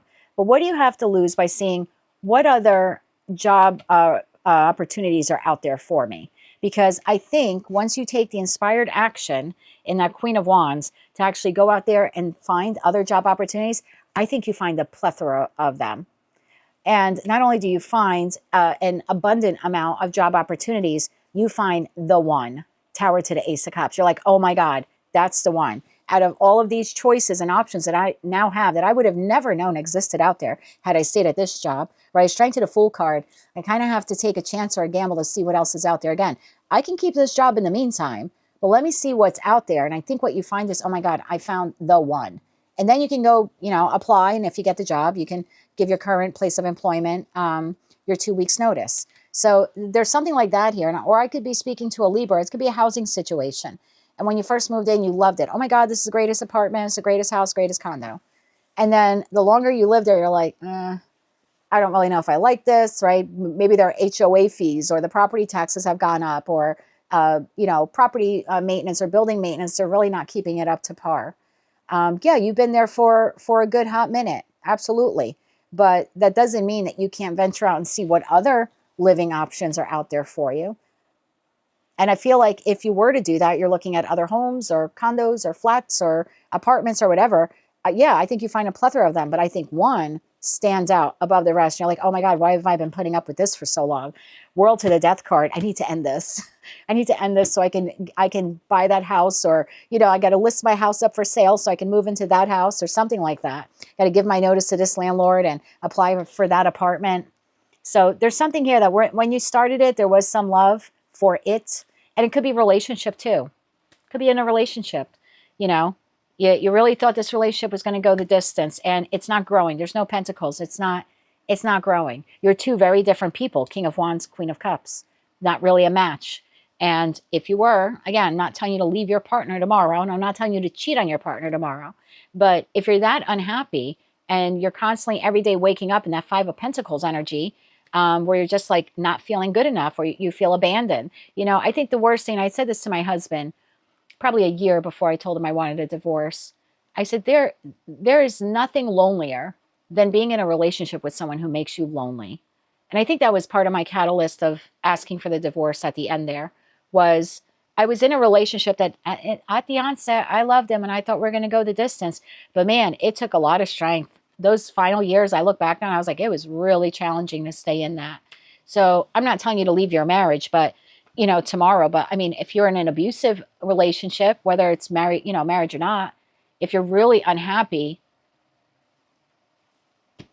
world to the death card, my love, because I get the feeling that you're staying in it because you think there's nothing or no one else out there. Well, this is as good as it's going to get. Every marriage ends up this way. No, my friends. Everyone's not that way. Every healthy relationship should not end up that way, where you just coexist like roommates. That's not a happy, healthy relationship. That's two people staying codependently attached to one another. And if your fear is, well, if I leave this person, who else am I going to find? Your match. King of Wands to the Queen of Wands. Like your match. You'll have options and choices in love, of course. But one, boom, again, Tower to the Ace of Cups, stands out above the rest. So take it how it resonates to you. There's a choice here in something in your life, whether this is a known entity or not, but you're struggling to exist in something that you once had love for.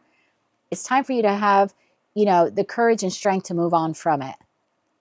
Yeah, it's one of the angel cards that I have there, and I should look for it, but it's one of the messages from the universe, and I probably won't find it now, so I'm going to have to give you an abbreviated version.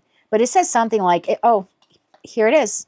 If you're worried you don't have the strength to move on, think about how much strength you're using to hold on, and then redirect that energy to enjoy your life. And so I kind of feel like that's your message this week. There's something here that you need to look at. This is not working out because I'm meant for better. Whatever that is, platonic connections, romantic connection, in career and finance, it's not, and you holding on to it, it's depleting you of your energy. You're at the Five of Pentacles. There's something or someone better out there for you. But until you have, you take that strength that you're using to hold on to the back of this bumper while the universe is trying to rip it out of your hands, if you apply that strength to finding that, I hate to say replacement, but it very well could be a replacement job, right? Replacement living situation, or closing out this chapter with this person, Four of Swords, healing from it, and then getting back out there. I mean, you literally find the one. So that's what I have for you, Libra. That's your little homework assignment for the divine. What situation in your life is bringing about some type of new opportunity? I think for this week, you need to identify something that you've really been pouring heart and soul into is no longer for you. And there's something far better out there for you. And not only do you want it? I think you need to accept that you deserve it. You deserve better than maybe the job you have, or it could even be the car you drive.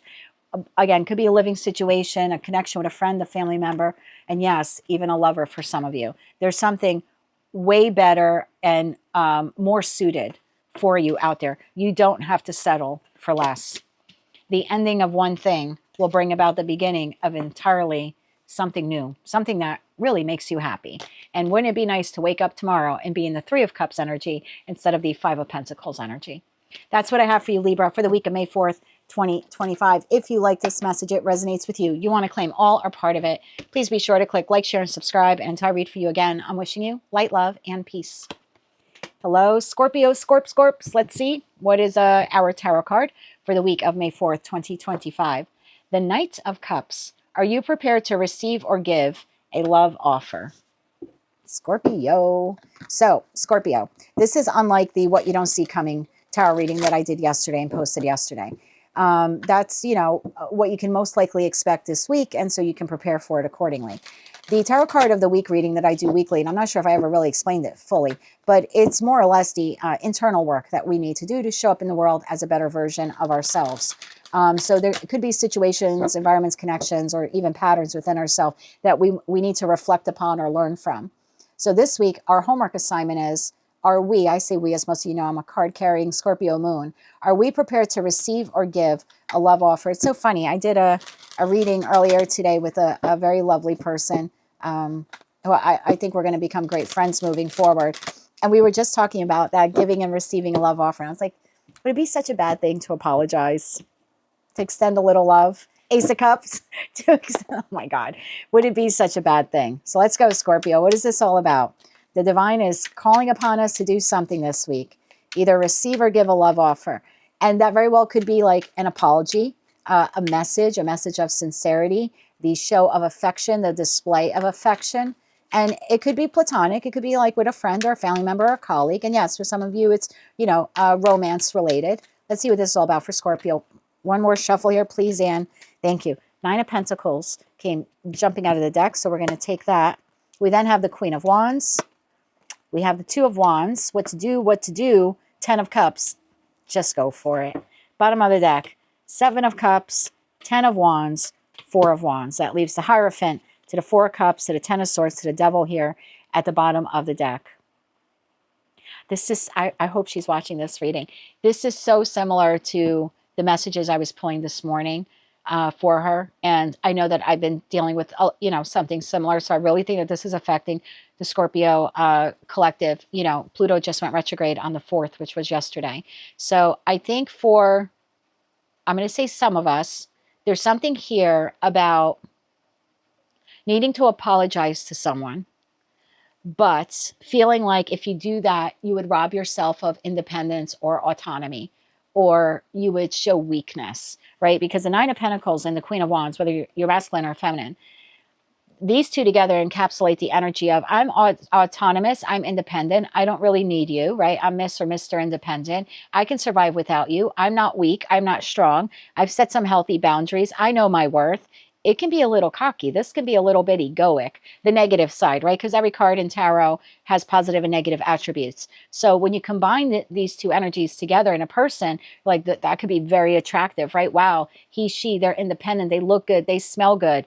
They've got strong boundaries. They're willing to defend what they want. But the negative side is, I'm too good for you. You need to come and apologize to me. So I almost feel like with the Hierophant here, to the 4 of Cups, to the 10 of Swords, to the Devil, there's a lesson here about ego, like needing to put an end to this, that the person has to come to you to apologize to you, or the person has to come to you to ask you out on a date. Why can't you ask them out on a date?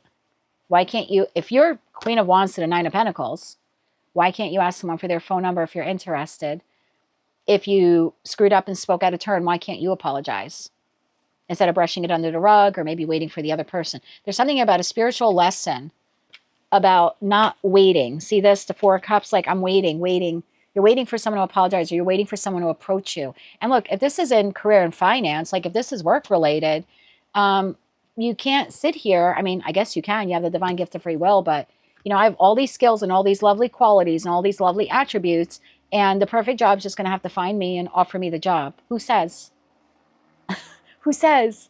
If you don't put your resumes and applications out there, out of 9 billion people on the planet, why would the company know of your existence and come to you? So, you know, there's a cocky side to this. Like, well, I don't have to apply for that job. They know where I am. They know who I am. So there's something, well, you're going to be waiting a long time. You're going to be waiting a long time for that apology, waiting a long time for that job opportunity, waiting along, because again, the negative attribute of this is ego or pride. So there's something here like, well, you're going to be waiting a long time for that if you don't go out and get it. So Two of Wands, you're at a crossroads. And I really want to say here, I can't believe how strong that energy is right now from this. There's something here of you're getting in your own way of your Ten of Cups. Your pride and ego are getting in the way of your Ten of Cups. Because you've got Seven of Cups, that's, you know, Neptunian Pisces energy. You've got the 10 of Wands. I mean, this is burdensome for you. So the only thing getting in the way is you from getting to your 4 of Wands, from getting to your 10 of Cups is you. It's almost like this is my cross to bear. No, it's not. No, it's not. I want to clarify this a little bit further. I really do feel like this is a lesson. Wow, I hope she's watching this. I cannot believe how on point this is right now.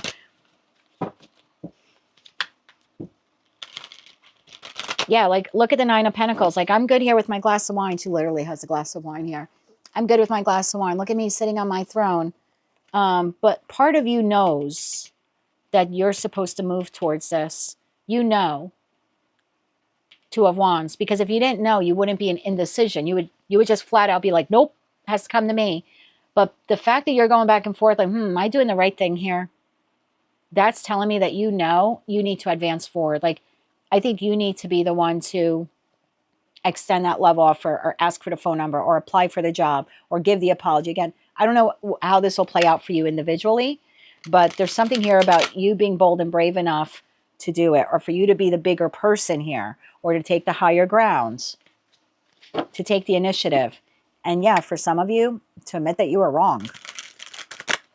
Clarify that 2 of Wands here for Scorpio, Sun, Moon, and Rising, please.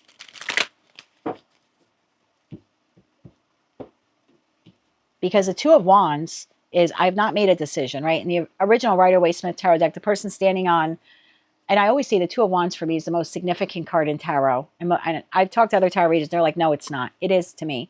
Because every decision we have to make in life, whether it's starting a habit, kicking a habit, applying for a job, learning a skill, entering a relationship, leaving a relationship, all starts at that Y point where I can do this or I can do that. I can say yes, I can say no, right? I can quit this, I can continue doing it. Everything comes down to the 2 of Wands of having to make a decision. The 2 of Wands says, I know that I have 2 paths before me, this or that. And that's where all decisions in life for me, I've always looked at, are made at that Y point. And then the 3 of Wands is, all right, I'm gonna leave behind this path and I'm moving on to this one. Bottom of that, Queen of Pentacles. I think this will be very nurturing for you if you do this. It's almost like this is an act of self-love if you make this decision, whatever it is for you. I don't want to tell you to do something you don't want to do, but this reading is either going to resonate for you or it's not. But there's something here, I'm waiting for it to come to me. You got to go to it, and you know that already. One more shuffle here, please, and thank you. There would be no 2 of Wands if you knew that. Queen of Swords, Ace of Swords, 6 of Wands. Victory is in your hands. There's something here you need to communicate, collective. An offer, an apology, an opportunity, an explanation, asking someone for their number. All right, you already got their number. Asking them out on a date, whether you're masculine or feminine. There's something here you need to take the initiative on to do. Tell me about that 7 of Cups.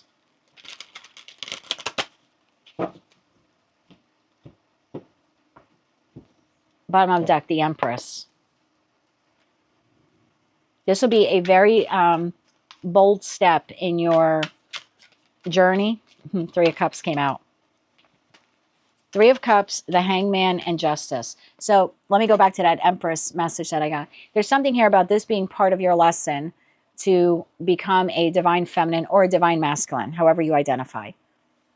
There's something here about pride and ego, about looking within.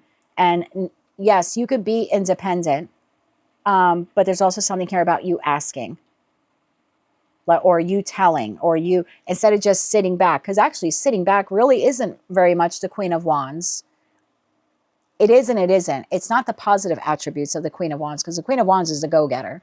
But the negative attribute is insecure, envy, jealousy, ego, feeling they're right, when maybe even, they're wrong. So it's almost like you need to look at yourself and say, you know what? I'm not giving up my independence and autonomy. And I'm not I won't appear to be weak if I do this, because I think that's what kind of moves you forward towards Empress energy. This is actually more empowering than you realize. 7 of Cups, out of confusion and illusion and indecision.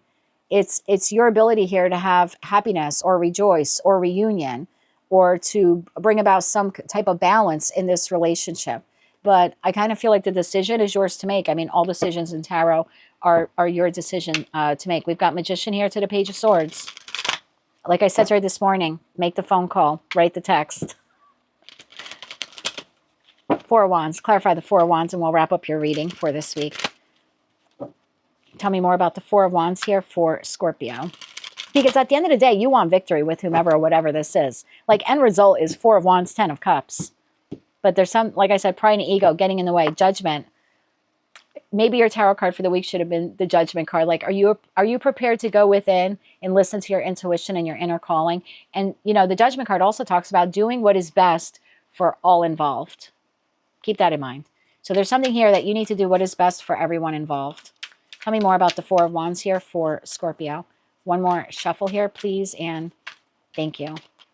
4 of Wands, 6 of Cups, High Priestess, 2 of Pentacles. It's your decision to make. 9 of Cups, wish fulfillment. I don't know how this plays out for you in your life. There's something you're not doing because you're waiting for it to come to you. And I did another reading for someone about 2 weeks ago. Little similar message came out, not quite. And her attitude was, well, I'm the Empress, and Empresses attract. Really? Who told you that? Who told you that? Now, Empresses shouldn't go like a dog chasing after every fire hydrant that drives down the street. I'll agree with you on that one. But Empresses do go out and get what they want. Because if you think back to British monarchy. Think about the expansion of lands through the various queens, not the kings, but through the various queens of British rule, British monarchy. I'm just using this as an example. The Empresses didn't wait for those foreign lands to come to them and, oh, Queen so-and-so, here's my country, here's my territory. She didn't just attract them. She had to go out there and get them, locate them, defend them, fight for them, obtain them.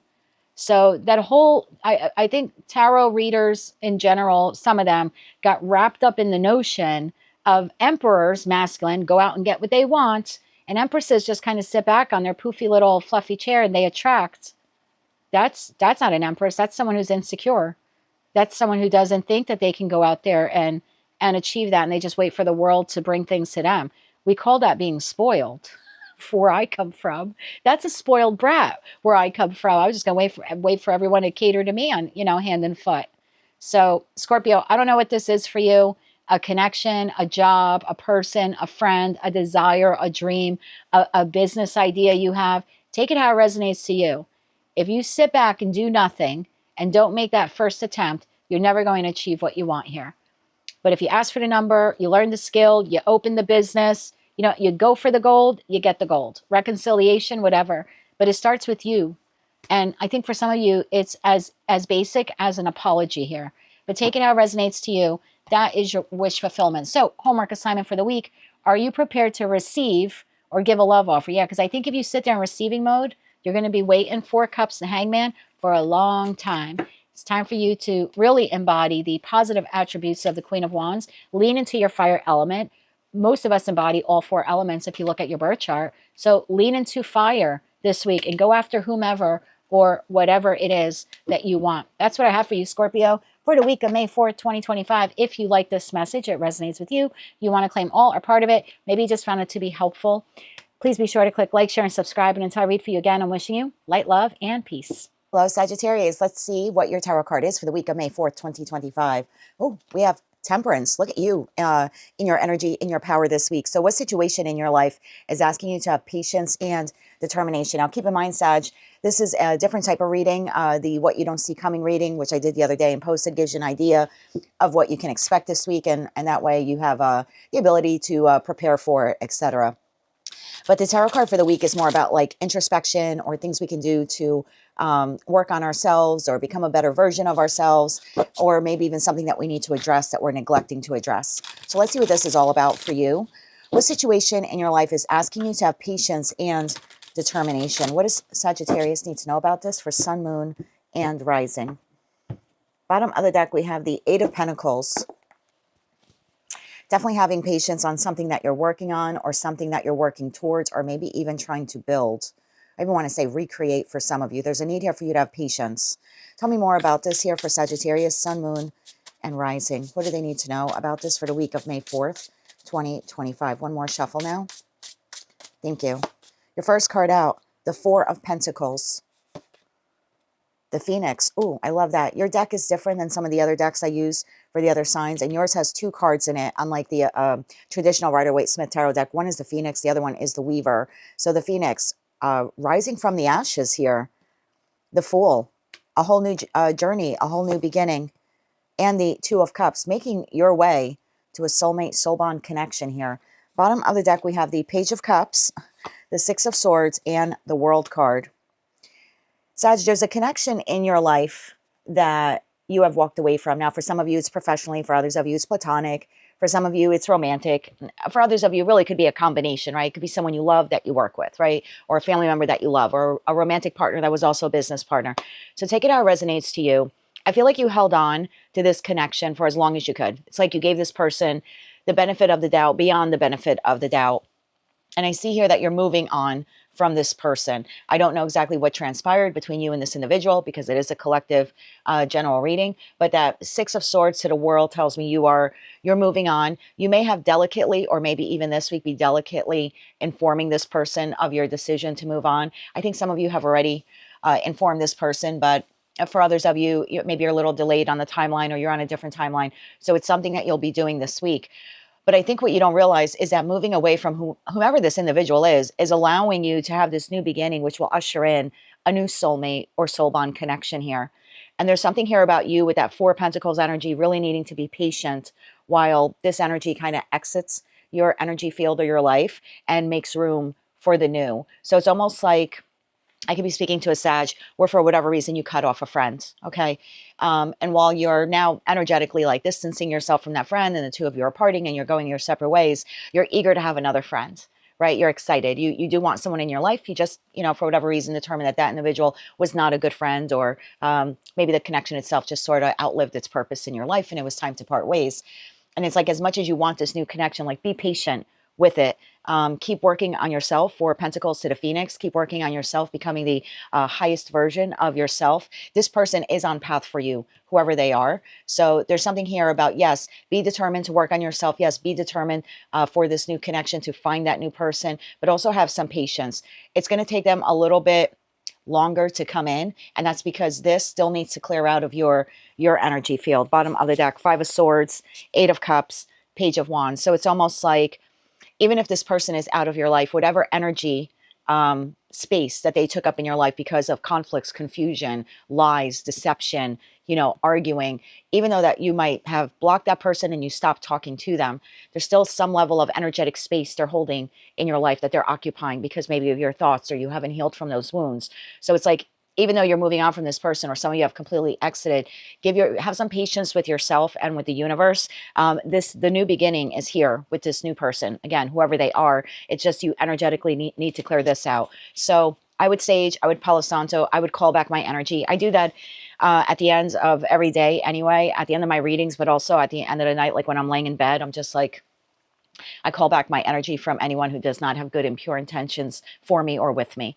And it's just something simple that I say before I shut my eyes every night, because energies are heavy. And whether you're doing tarot or you're dealing with a connection that you're ending, there's still a need here to energetically depart from that person, even though you may not be physically connected to them anymore. So I would recommend doing that and saging or Palo Santoing your space And if you don't like smoke, I know a lot of people who don't. They make sprays on Amazon, Palo Santo spray and sage spray. You may want to spray around your home. And I wouldn't just do that as a one-time occurrence. I would do that for a while, because you will actually feel the energy lift. Like I felt it today in my home. I could feel negative energy starting to leave my home, and I was like, okay, obviously it took a little bit while to clear, took a little bit to clear out whatever had been in here for about a week or so.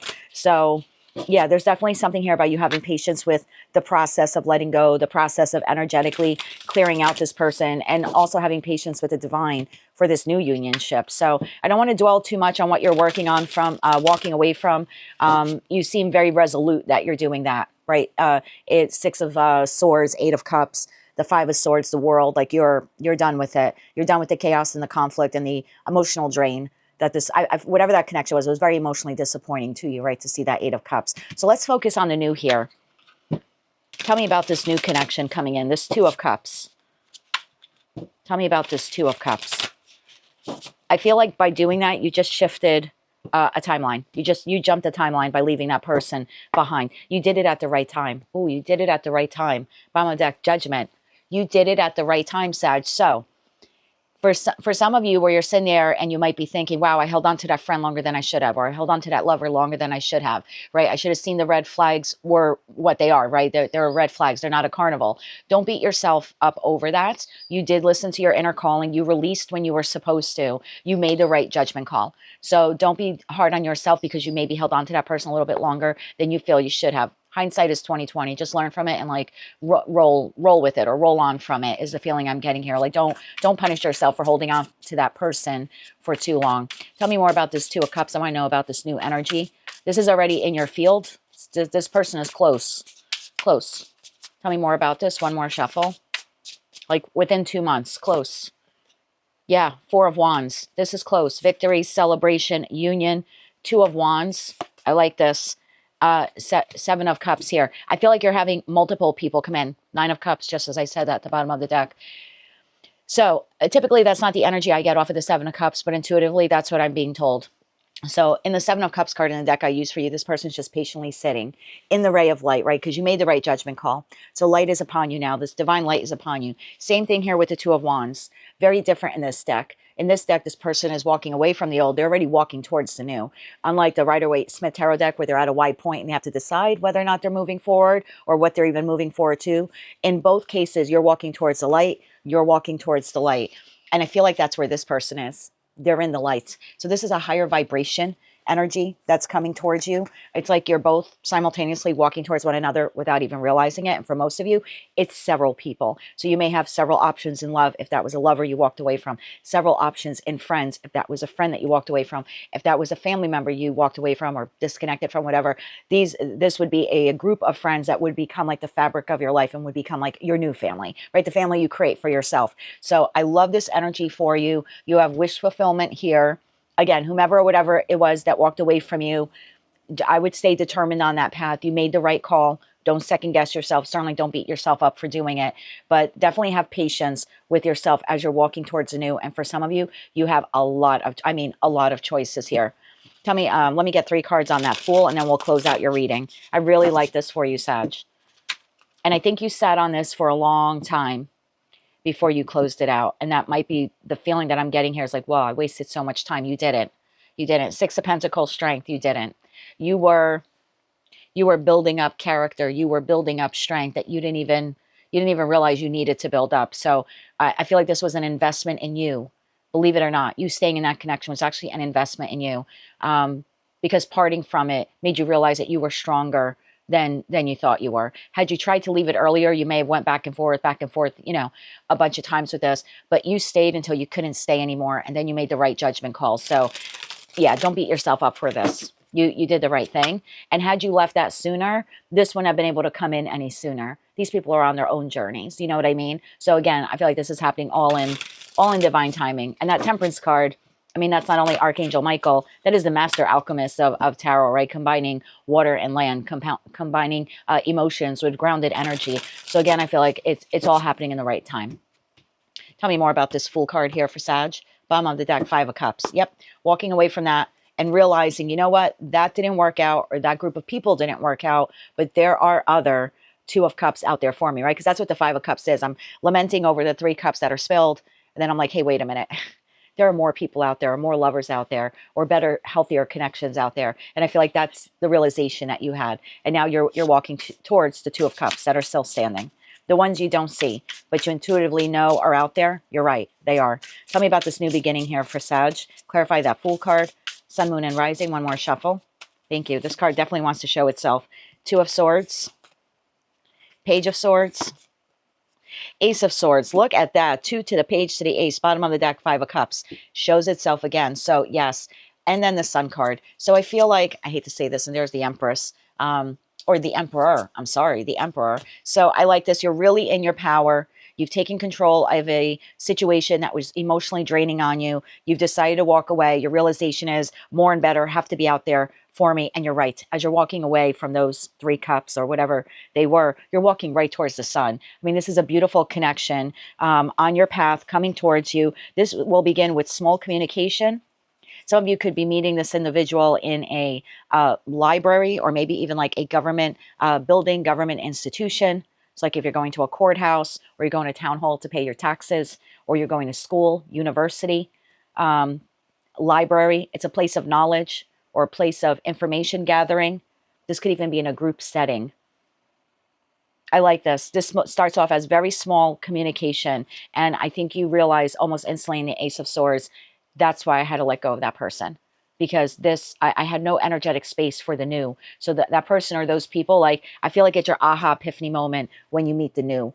And I think for most of you, it's several people, but I think that's your, oh my God, that's why I walked away from that. So yes, be determined to continue on your path. Also have patience with yourself while you do that. Forgive yourself for staying in it a little bit longer than you should have, and have patience for the new. Don't sit there going, well, where's the new person, or where's the new friend, or where's the new lover? They're on path for most of you. It's within the next 2 months. So continue working on yourself. Emperor to Empress energy here. Phoenix rising from the ashes, and know that good and healthier connections are on their way to you. So that's what I have for you, Sag, your tarot card for the week. A little bit of homework for yourself. What situation in your life is asking you to have patience and determination?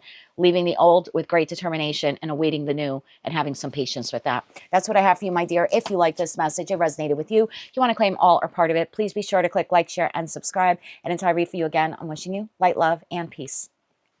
Hello, Capricorn. Let's see, what is your tarot card for the week of May 4th, 2025? Cappy, we have, oh my God, the 10 of Cups. You have had some of the best readings on my channel lately.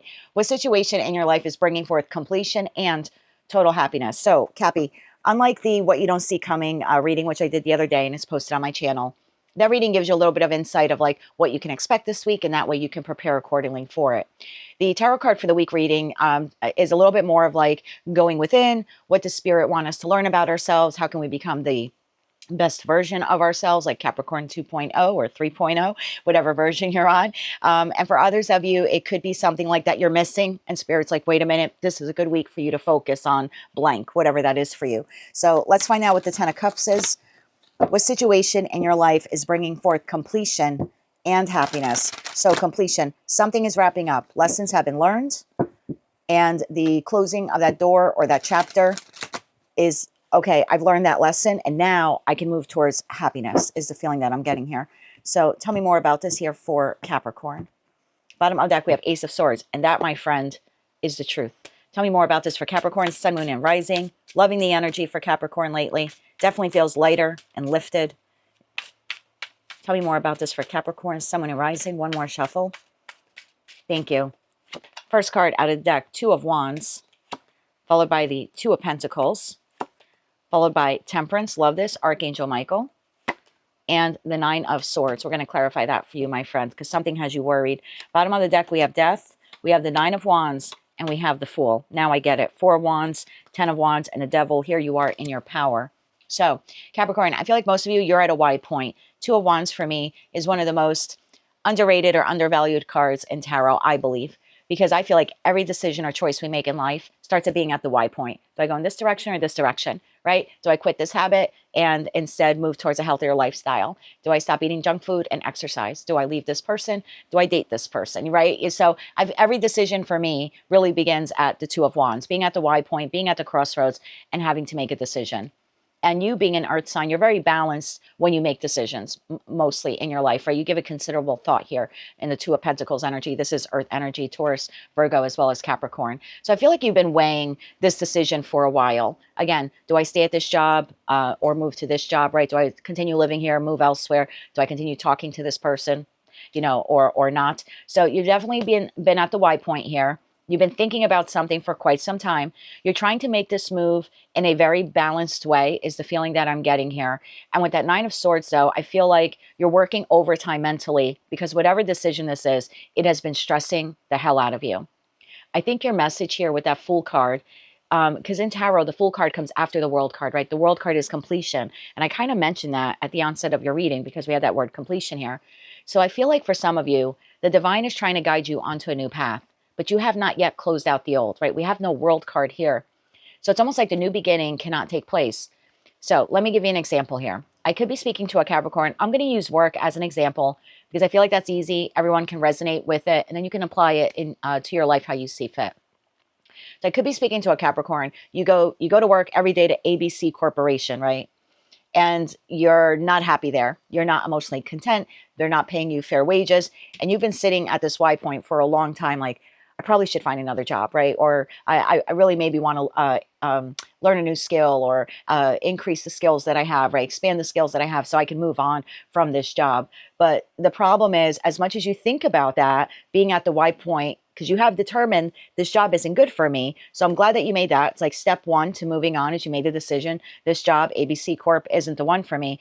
You haven't yet moved towards even exploring the new jobs that could be out there, or what skills you may need to acquire, or what skills that you currently have that you need to expand upon again, so you could find a better job. So it's like you've made the decision that the job, and again, work is just an example here. You've made a decision here that work is not good for you. You want to resurrect in that death card your career life in a different way at a different company. But instead of doing something about it, don't get mad at me. Again, this is just a self-help reading. You kind of keep repeating the same thing, meaning you're going to work every day. You come home depleted. You're like, oh, and it's like the same cycle, right? Because the Nine of Swords is, I'm thinking about the same thing constantly. So a Nine of Wands is, I'm doing the same thing constantly. It's a card of perseverance. So it's, I'm going to work today. I'm not happy again. I'm feeling a little bit resentful. They're not paying me adequately, but I get home and I do nothing about it. I fall short of stepping into the new. And so the old can't close out. So again, I could be speaking with Capricorn where you're growing frustrated almost with yourself of the job is not improving, but the job is not meant to improve. Everything you needed to learn from that job is completed. It's done. But you're reluctant to move on to the new, even though you've already determined that where you're at is not the job you want to be at in the long run. So there's something here about like victory. That Four of Wands is waiting for you, but you need to close out the old. Now, I've said it before in my readings, the divine will never tell you to quit a job on the spot and leave yourself penniless. But the divine is urging you here to realize that that cycle with that job is done. You learned all you can. And now you need to kind of make it your second job to find another job. So you can officially leave this one out and move into the new. If you want to take this as a love reading, I could be speaking to a Capricorn where you've been at a Y point in a particular romantic relationship in your life. You know that the relationship isn't good for you. You're not happy in it for whatever reason, right? And you have the right to make that decision, that determination. But every day you still engage with it, or you still energetically engage with that person. Like you think about them, or you keep checking your phone to see if they'll text you, or so you haven't completely disconnected from them. So it's like the new beginning is here, but every day you're either still physically or energetically engaging with the person. The same person you've already determined is no good for you and you want nothing to do with them. So even if you've like, let's say you blocked them on your phone, you're still energetically attached to this person. So you're doing, it's almost like you're putting yourself through the same trauma every day. The new person, the new lover on your path is kind of being put on hold here. That this Four of Wands, right? Look, you can't make this up. So it's like the Four of Wands is being put on hold because you're still holding on to the baggage, so to speak, of this past connection. So take it how it resonates to you, my love, but you're holding on to something you've already determined is completed and done with, but for some reason you're reluctant to move on from it. Let's see if we can pinpoint a little bit more what this is all about. Tell me about this Two of Wands and the Two of Pentacles here. Because I feel like because your question here is what situation, and it could be situation, environment, or connection, right? It's a collective reading. What situation, environment, or connection in your life is bringing forth completion, which you kind of already determined this is complete, and now can bring in total happiness. but it's the total happiness part you're reluctant to do because, again, moving towards the new means leaving behind something from the past. And this could be with a family member, a living situation. As exhaustive as you are with dealing with it, for some reason you're continuing to deal with it. This isn't going to resonate for every Capricorn. So if it's, you know, it's one of those messages where either hits or it doesn't. So don't force it if it's not, because I'm getting the message here that this like really isn't for all of you, but it is for a group of you that really need to heed the call that the new is waiting for you. It's just not where you're at. It's not the job you're at, or it's not the industry you're at, or it's not the person that you're with. But I'm not telling you anything you don't know. You already know, because energetically, I see here you've already made the decision that you want to move on from it. It's just plaguing you mentally to move on from it. So yeah, if it's not your reading, just check another placement. But for those of you where this is resonating, tell me about this Two of Pentacles and the Two of Wands here for Cappy, Sun, Moon, and Rising. Tell me more about this Two of Pentacles and Two of Wands. Bottom of the deck, the Tower. Yeah, it's this sudden epiphany realization you've had that I don't want to live there anymore, or I don't want to talk to that person anymore, or I don't want to be involved in that romantic relationship anymore. I don't want to bother with that family member. This job sucks. Like whatever it is for you. And I don't mean to laugh, but it's a heavy read. It's a heavy energy read.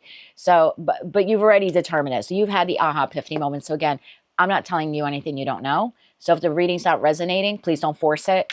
Don't claim it, because it's just not yours. This is specifically for you, for those of you who you've made this determination already. You're just having a difficult time moving on from it.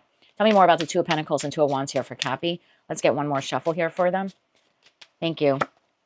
Two of Cups, some type of partnership, Six of Pentacles, and the Ace of Pentacles. Okay, now I understand a little bit more why it's difficult for you. For some of you where it's job related, you're nervous. Like, what if I can't find another job that pays me more? Even though this place of, and I'm just using work as an example, this job sucks, or I've grown tired of the industry, right? Maybe it's not the job, it's just the industry in general. Maybe you've been doing it for 20 years. You're like, I need a change of pace, right? I need a different type of environment or clientele, or I want to do something new and exciting. I don't know, maybe you've been an accountant for 20 years and you're like, now I want to be a sous chef, that type of feeling.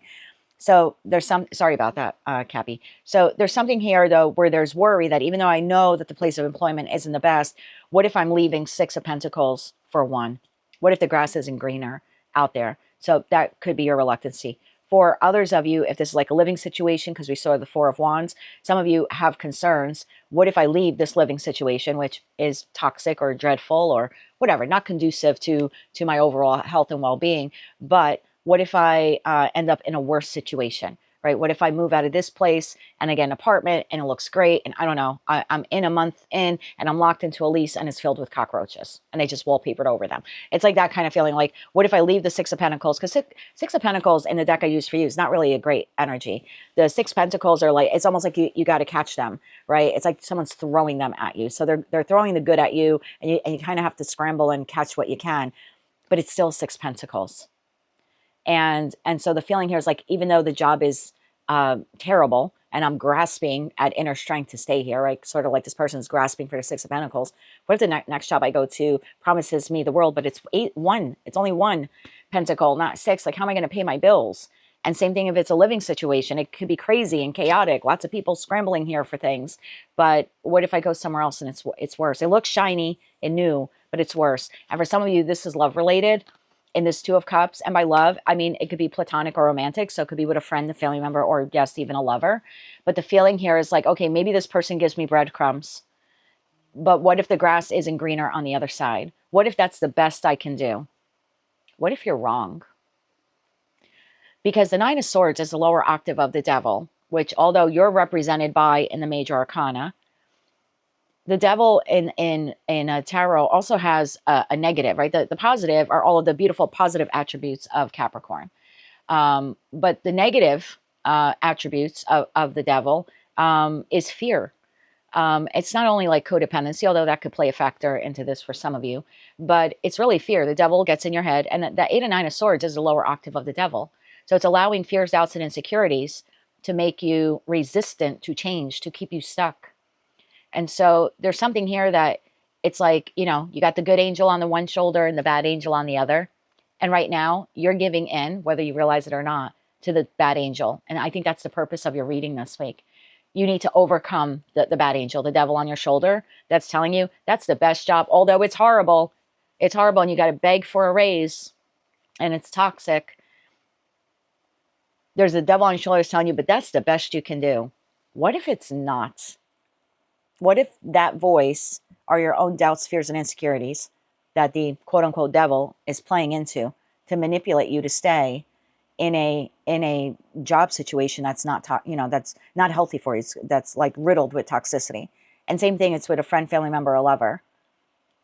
Because and I hate to throw religion into it, but whatever religion you are, most religions have some form of the devil, right? That will tempt you or and if you do believe that, and I do believe that there are negative forces out there, and you can label it whatever you want, but let's just label it the devil because it's a tarot reading and that's how it's represented in the deck.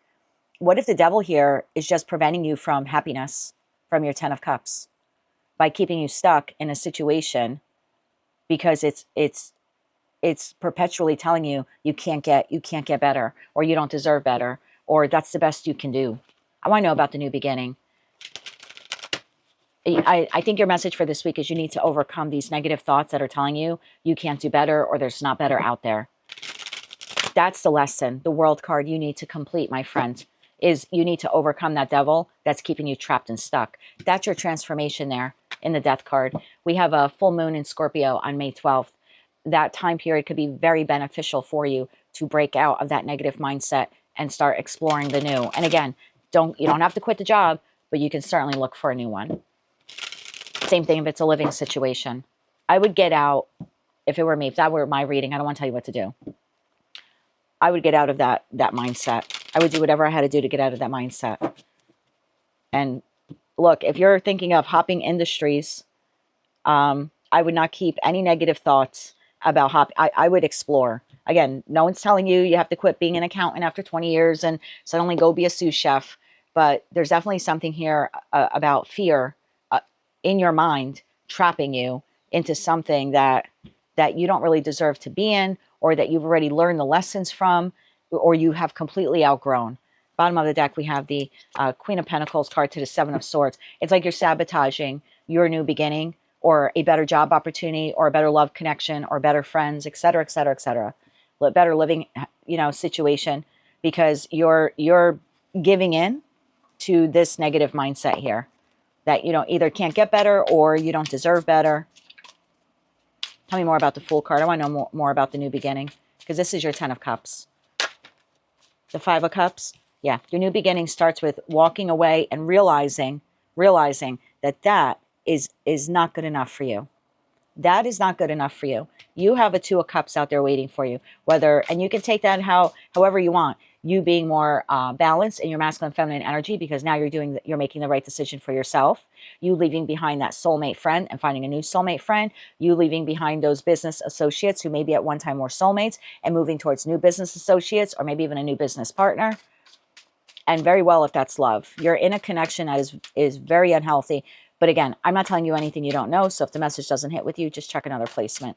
I want to know more about the new beginning. Walking away from the old, walking towards the new. One more shuffle here. Thank you. The new, Judgment. Listen to your inner calling when you do this. 4 of Swords. There's, again, something here in your mind that you need to heal. I feel like moving on from whatever this is will actually be very healing for you.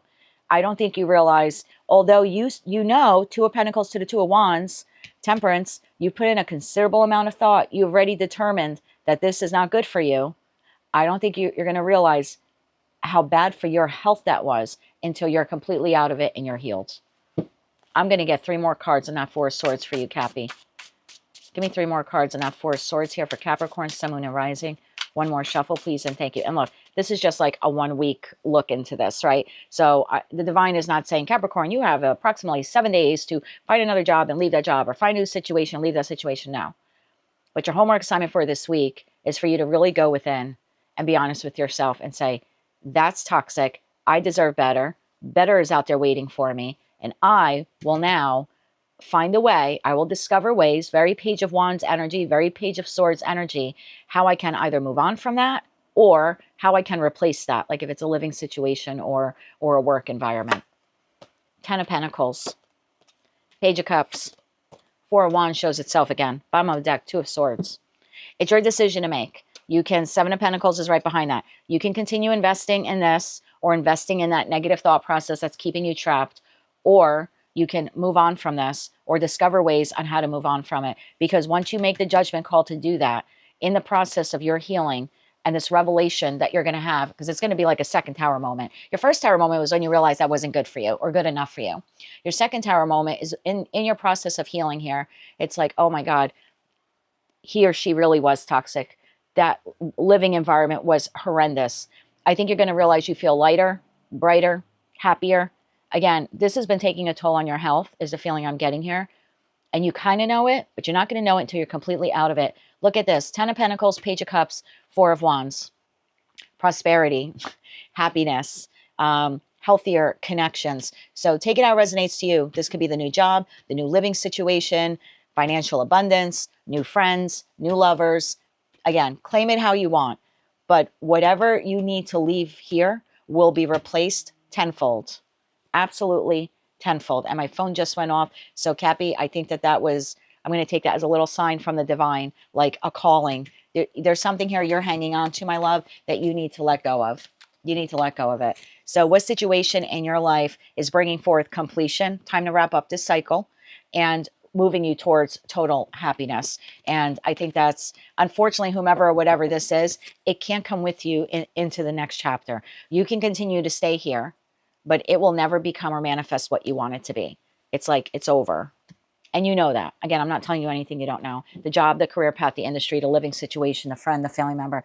I'm not telling you anything you don't know. Like, you know this already. So it's time to move on from it. And again, this reading is going to hit or not. So if you're in a happy, loving, relationship and you love your job and your finances are on point and you're happy with your living situation, then it just wasn't your reading. This was clearly a reading for Capricorn, Sun, Moon, and Rising who are stuck in a really, really toxic situation that they've already acknowledged. They have acknowledged it for what it is, but they're having a difficult time moving on from it. So again, just check another placement if it wasn't your reading. But if it was your reading and you want to claim all or part of it, or you just want it to be helpful or maybe even hopeful, please be sure to click like, share, and subscribe. And until I read for you again, Cappy, I'm wishing you light, love, and peace. Hello, Aquarius. Let's see, what is your tarot card for the week of May 4th, 2025?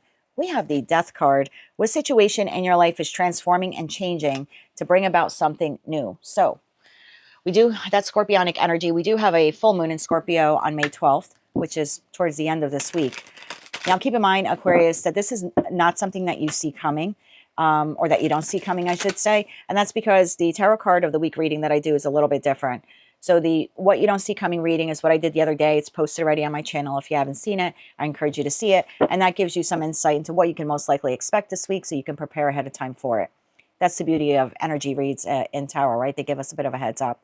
The tarot card of the week reading that I do is more about how we can become either the best versions of ourselves, maybe something we overlooked, something the divine wants us to work on for the week. It's kind of like the homework assignment of the week from the divine. So your homework assignment, if you will, for this week is to contemplate here what situation, environment, or connection in your life is transforming and changing to bring about something new. So something has ended for the Aquarius collective. It could be a pattern, it could be a habit. Again, a connection with a friend, family member, a lover, a living situation, a job situation. But it's your opportunity now to move towards the new.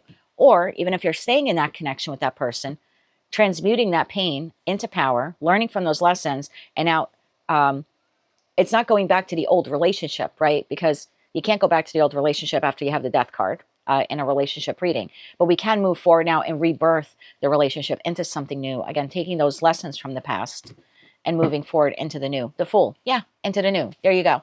So let's see where we're going with this reading here. So there's something here you need to recognize, needed to change or needed to come to an end. That's the gist of the reading here for you.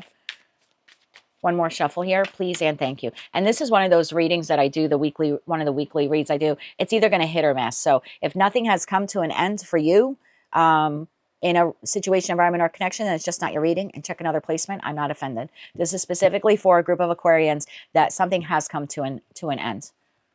And now they have the power or ability to completely walk away from it or to stay in it, but transmute the pain into power and do it differently moving forward. First card out, the Star. I love this. That tells me there was a Tower moment here for the group of Aquarians that I'm reading for, because the major arcana portion of tarot, the Tower precedes the Star. So something shocking happened, some type of ending, And now it's like this week there's a period of healing here that's needed for you. Yep, the World card, because something came to an end. Queen of Wands, and then the Five of Cups. Bottom of the deck, we have the Four of Pentacles. We have the Page of Pentacles. We have the Seven of Pentacles. For some of you, it's job-related. For others of you, it could be something you invested a significant amount of time in, whether that's a friendship, a living situation, a community maybe you volunteer in, you know, a romantic partnership. It'll be different for all of you because it's a collective general reading, but it's either work-related, financial-related, like, I don't know, maybe you were investing in a particular stock for a long time and it just didn't pan out and you lost a lot of money. That's the end of investing in that stock for now, right? That's the death to that stock. So take it how it resonates to you. It's either career-based here, financial-based, or excuse me, you have a difficult time talking about this. That's what I was just told. That's why that just happened to me. So for most of you, you get choked up when you talk about this. So whatever this was pretty significant for you, because you're still this week in this star to the Five of Cups energy. You're still trying to heal from the pain and the loss of this. Wow. So again, could be financial based, like career based or investment based. And for others of you, it's something you invested a lot of time or a lot of yourself into. Tell me a little bit more here about the World card for Aquarius. Tell me a little bit more about what has ended. I think what you may not be seeing, and maybe, I hate to say this, I think what your homework assignment is for this week is that although you put a lot of time or money or love or loyalty into whatever, whomever this is, this was weighing you down. I feel like there's something here about you rising from the ashes. All these cards talk about loss and the recovery of loss, except for the Queen of Wands. There's something here about a phoenix rising from the ashes, whether you're a Queen of Wands or a King of Wands. This made you a better person, or has the capability of making you a better person, more vibrant person. She is free on this card. Whatever this was holding you back more than maybe you cared to admit while you were in it. And there's something here that you need to recognize, that ending, as painful as it was, or as financially crushing as it was holding you back. It was holding you back, Aquarius. Tell me more about the World card here for Aquarius, Sun, Moon, and Rising. Tell me more about the World card. Bottom of the deck, the Magician. It was holding you back from your manifestations, from creating the life or the financial resources, or manifesting even the type of relationships you want in your life, whether they're platonic or romantic. Tell me more about the World card here. Yeah, that was holding you back. And you holding on to it was holding you back. Tell me more about this. One more shuffle here. Please and thank you. And I say that because you and whatever this other entity was, and I don't know what it is for you, it's collective general reading, person, place, or thing. You were holding on to it. It was holding on to you. I think what you'll realize is now that you're free from it, or what you should realize this week, is now you have the ability to plant new seeds elsewhere in the Seven of Pentacles energy. And I think if you realize that now you have the opportunity to almost like spread your wings and fly. I think that's where your comeback power is from. Bottom of the deck, Three of Pentacles. Yeah, now you can build elsewhere, or build something new, or build something more sturdy. Again, whether that's in career and finance, platonic connections, or love and romance. That was holding you back. Tell me more about the World card here. One more shuffle, please, Anne. Thank you. The card that came out is the Eight of Wands. I feel like the ending came quickly. Queen of Cups, you had a lot of love for it, and the Moon. You didn't see it coming. So bottom of the deck, the Devil. I think while you were in it and you were holding on to it, you were hoping for the best. And you're a pretty smart sign, Aquarius. Maybe you were planning for the worst but hoping for the best, but somewhere inside of you, you knew that there was something toxic, again, or there was just something quite not right in whatever that was, again, person, place, or thing. I think you had a lot of love for it, whether it's the job, whether it was the investment, the whatever, if it's like a community group or something you volunteered in, or a friend, a family member, or a lover. And I think that's why you held on to it for as long as you did, and you invested so much of yourself into it. I do think that you had a lot of love for person, place, or thing. I think the ending came on quickly, even though you sort of saw it coming. You were maybe resistant to acknowledge it, or you were hoping that it wouldn't happen. And so you could have stayed in it a little bit longer than you should have. That's okay. Don't beat yourself up for it. So the ending came in quick here. For some of you, right around that full moon, the new moon in Taurus. with all this pentacle energy, there's a lot of Taurian energy here. So that was April 27th, I believe. So it might have been right around there that you realized either it came to an end or you realize it needs to come to an end. This full moon in Scorpio is when you can really release it. So new moons are typically when we call in the new, right? If you do your new moon, full moon rituals, you can call in the new. You can ask your ancestors and source and your ascended masters and et cetera, et cetera. You can ask them to bring in the new. Bring me strength, bring me courage. I'm calling in the new job. I'm calling in a divine counterpart. Bring me the love of my life, right? Whatever it is for you. But the full moon is when we release. So there's something here about you had this realization that either you needed to let go of this or it left your life formerly, but it just kind of came out of the blue. Again, there's something here around that new moon in Taurus. So it either happened around then or you had the epiphany that you need to let go of it around then. Either way, you need to let go of it. Or, I mean, you have the divine gift of free will. You can hold on to anything you want. But if you want to release it, whether it's physically or energetically, the time for you to do it is this full moon in Scorpio on May 12th. I would do a full moon ritual of release. Something very simple, very basic. You could Google it. There are various little things that you can say while looking at the full moon. You can light a candle. You can light some sage and energetically release whatever this is. It's been holding you back. And even for those of you where you have physically departed from it, you're still energetically tied to whomever, whatever this is. Bottom of the deck, the Fool shows itself again. I want to know where you're headed. Tell me about the Seven of Pentacles, the new investment. Yeah, this had to come to an end. And look, if it's not a person, place, or thing, it could be a mindset. It could be a habit. Maybe you realized around April 27th, I'll use an example, I have to quit smoking. Maybe that was your realization. And now in the full moon, you could actually release that if you want. So I would definitely Google something like that. And then you could plant new seeds to start like taking better care of yourself, maybe have an exercise regimen, replace that negative habit if that's how you have deemed it, replace it with something more positive. So whatever that has been for you, you have new now. You're now energetically able to invest in the new or create the new. So tell me about the new here. One more shuffle, please, Anne. Thank you. What's the new, my love? The Empress, which literally is birthing, right? There's a world here. It's like she's giving birth to the world, to new ideas, new creations, new relationships, new opportunities, new endeavors. The Empress, the Chariot, and this comes in quickly. Two of Wands. I don't think you have to wait for this very long. Justice. This is karmic justice for those of you where you have decided. I feel like this was a karmic lesson. I know people don't like hearing that. This was a karmic lesson. Again, could be a thought process, could be a pattern, situation, environment, connection. Take it how it resonates to you. You held on to it longer than you should have. You learned a valuable lesson. It either left your life when you didn't see it coming around April 27th, or it left previously, and around April 27th, you had the aha tower epiphany moment. Wow, I really need to let go of that in the future. Either way, whether you still need to let go of it or you let go of it in the past, but you're kind of energetically still holding on to it, the full moon in Scorpio is your time to release it. I would do that. You have new coming in. I almost want to say like you have the ability here to go in any direction you want. So if that job ended, I know that's been really difficult for you. You've been out of work. You've been healing from it. I understand.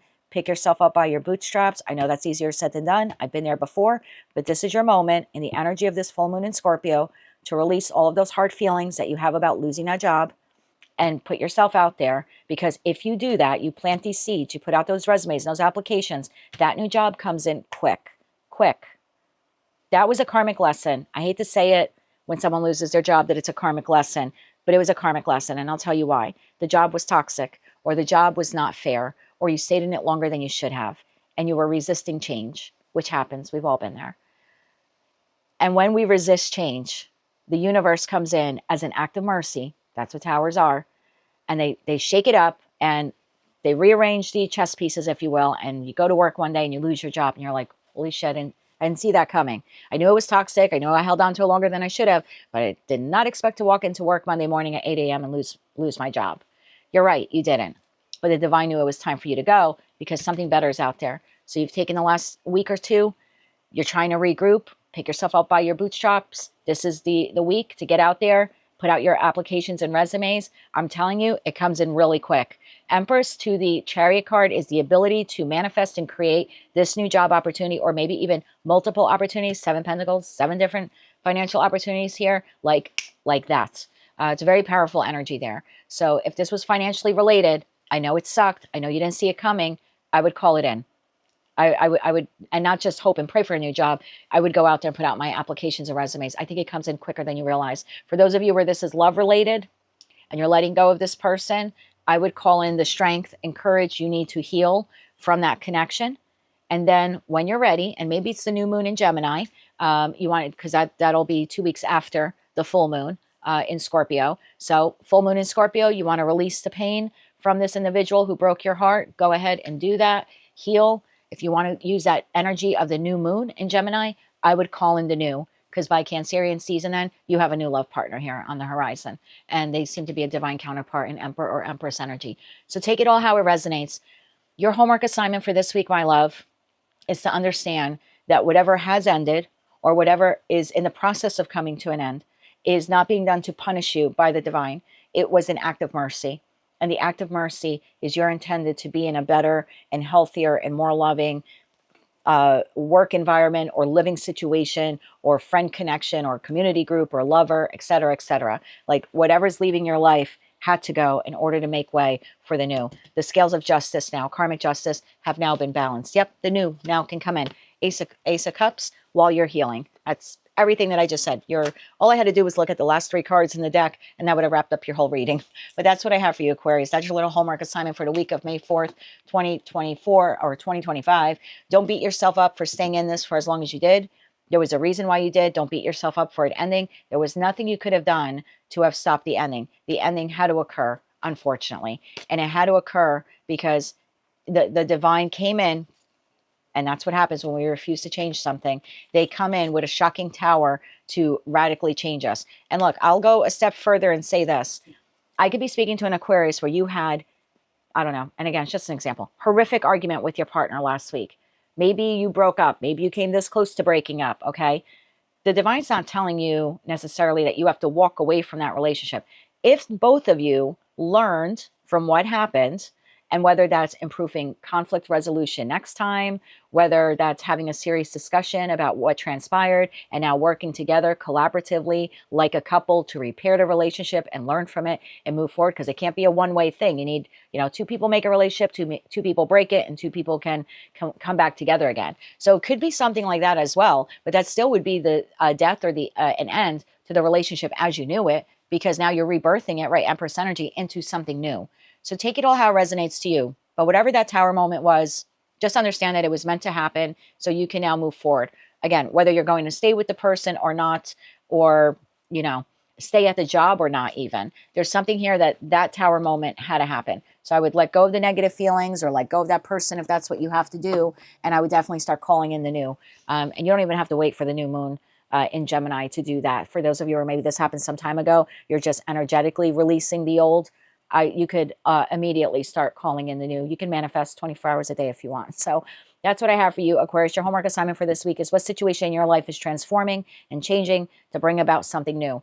For some of you, it's a complete end to something. And for others of you, you now have the ability to transmute something. That's what I have for you, my darling, for the week of May 4th, 2025. Sorry, your reading was a little bit long there or repetitive. If you like these messages, they resonated with you, please be sure to click like, share, and subscribe. And until I read for you again, I'm wishing you light, love, and peace. Hello, Pisces. Let's see, what is your tarot card for the week of May 4th, 2025? You have the King of Cups. What situation in your life requires balanced emotions and careful observation? So unlike the what you don't see coming reading, which I did the other day, that gives you an idea of what's coming towards you this week so you can work on it, so you can expect it, right? You can prepare for it. But the tarot card of the week is almost like a self-help type of thing, like how you can become Pisces 2.0 or some type of like self-improvement, or maybe you're missing something and you kind of need to look at it. So it's almost like a homework assignment for each of the zodiac signs. So let's see what yours is all about here. What situation in your life requires balanced emotions and careful observation? Tell me more about this for Pisces, Sun, Moon, and Rising. Bottom of the deck, my darling, we have the King of Pentacles. So there's, balance, right? Balance emotions, careful observation. That is very King of Pentacles energy, isn't it? So whether you're masculine or feminine, there's a need here for you to lean into maybe your earth energy. We all embody all four elements anyway in our birth charts. So definitely something here for you to maybe step out of water energy just for this week and lean into earth energy so you can be a little bit more grounded. Tell me more about this here for Pisces, Sun, Moon, and Rising. One more shuffle now, please, and thank you. We have the Four of Cups. Two cards came out here. Queen of Pentacles, Knight of Swords, and the Seven of Swords. I'll be so happy the day I do a reading for Pisces and Taurus, and I forget who else gets that a lot, maybe Sag lately, and I don't have to see that card anymore. Bottom of the deck, Fool, Page of Swords, and Justice. That leaves the Ace of Wands, Page of Wands, and Four of Pentacles here at the bottom of the deck. Pisces, I get the feeling that you have been feeling emotionally rejected by someone or something. Take it how it resonates to you, person, place, or thing.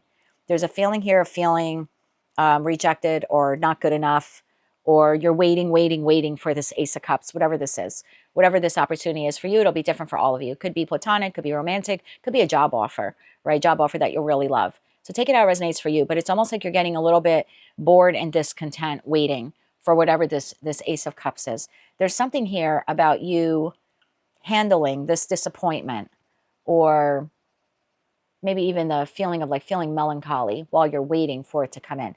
There's something here about you being very grounded during the wait, or very grounded in the face of rejection, or in the face of emotional disappointment here. Because remember, your card is what situation, environment, or connection in your life requires balanced emotions and careful observation. So there's something here that you need to balance out your emotions. And I'll use an example. I could be speaking to a Pisces. You ask someone out on a date. They didn't say yes. They didn't say no. They just sort of left you on red.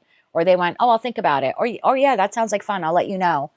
And then now you're waiting. Well, when we start feeling a sense of rejection, and this is just an example, you could start having some anger build up, right? Like, why am I not good enough? Why is that? I thought that was a lovely date idea or date offer. Oh, this person should be lucky that I dated them, right? You kind of start like, you almost start like talking yourself into getting mad, right? And it's understandable because no one likes to feel this way, right? Four of Cups, a very uncomfortable feeling. Well, what did I do wrong? What did I say wrong? Why aren't they interested in me, right? So if we dwell on that a little bit, we can become emotionally agitated, right? So there's something here about you need to be like cool and calm this week in the face of some type or some level of emotional disappointment. And even in your communication to that person that has disappointed you, there's something here about you like being very grounded, right? Queen of Pentacles to the Knight of Swords, like even very grounded in your communication instead of being like forceful or angry. There's a lesson here that you had to learn in doing this. Let me see what this lesson is. But this Justice to the Fool card, there's something about communication that you had to learn. It's almost like you can attract more bees with honey than with vinegar type of feeling. Tell me about the Seven of Swords. Yeah, there's like a new beginning in communication here. So this rejection is supposed to teach you a lesson in how you handle and communicate your pain or your disappointment from said rejection. That was your lesson here. Wow. This is a deep one for you, Pisces. Probably the deepest out of all 12 of the readings that I've done this week. Yeah, this is a deep karmic lesson for you, my friend. Tell me about the Seven of Swords here for Pisces. Please and thank you. Bottom of the deck, Six of Pentacles. Very grounded energy, right? This Taurus, Virgo, Capricorn here. Like only don't say too much. Don't say too much type of thing. Because Six of Pentacles goes a little bit here, a little bit there. It doesn't throw all six pentacles at the person, right? So in terms of communication, it's not telling them everything that you feel. It's not mother effing the person who left you on red, right? After you asked them out on a date. So let me see where we're going with this message. But I'm kind of feeling like this was a lesson for you. The waiting.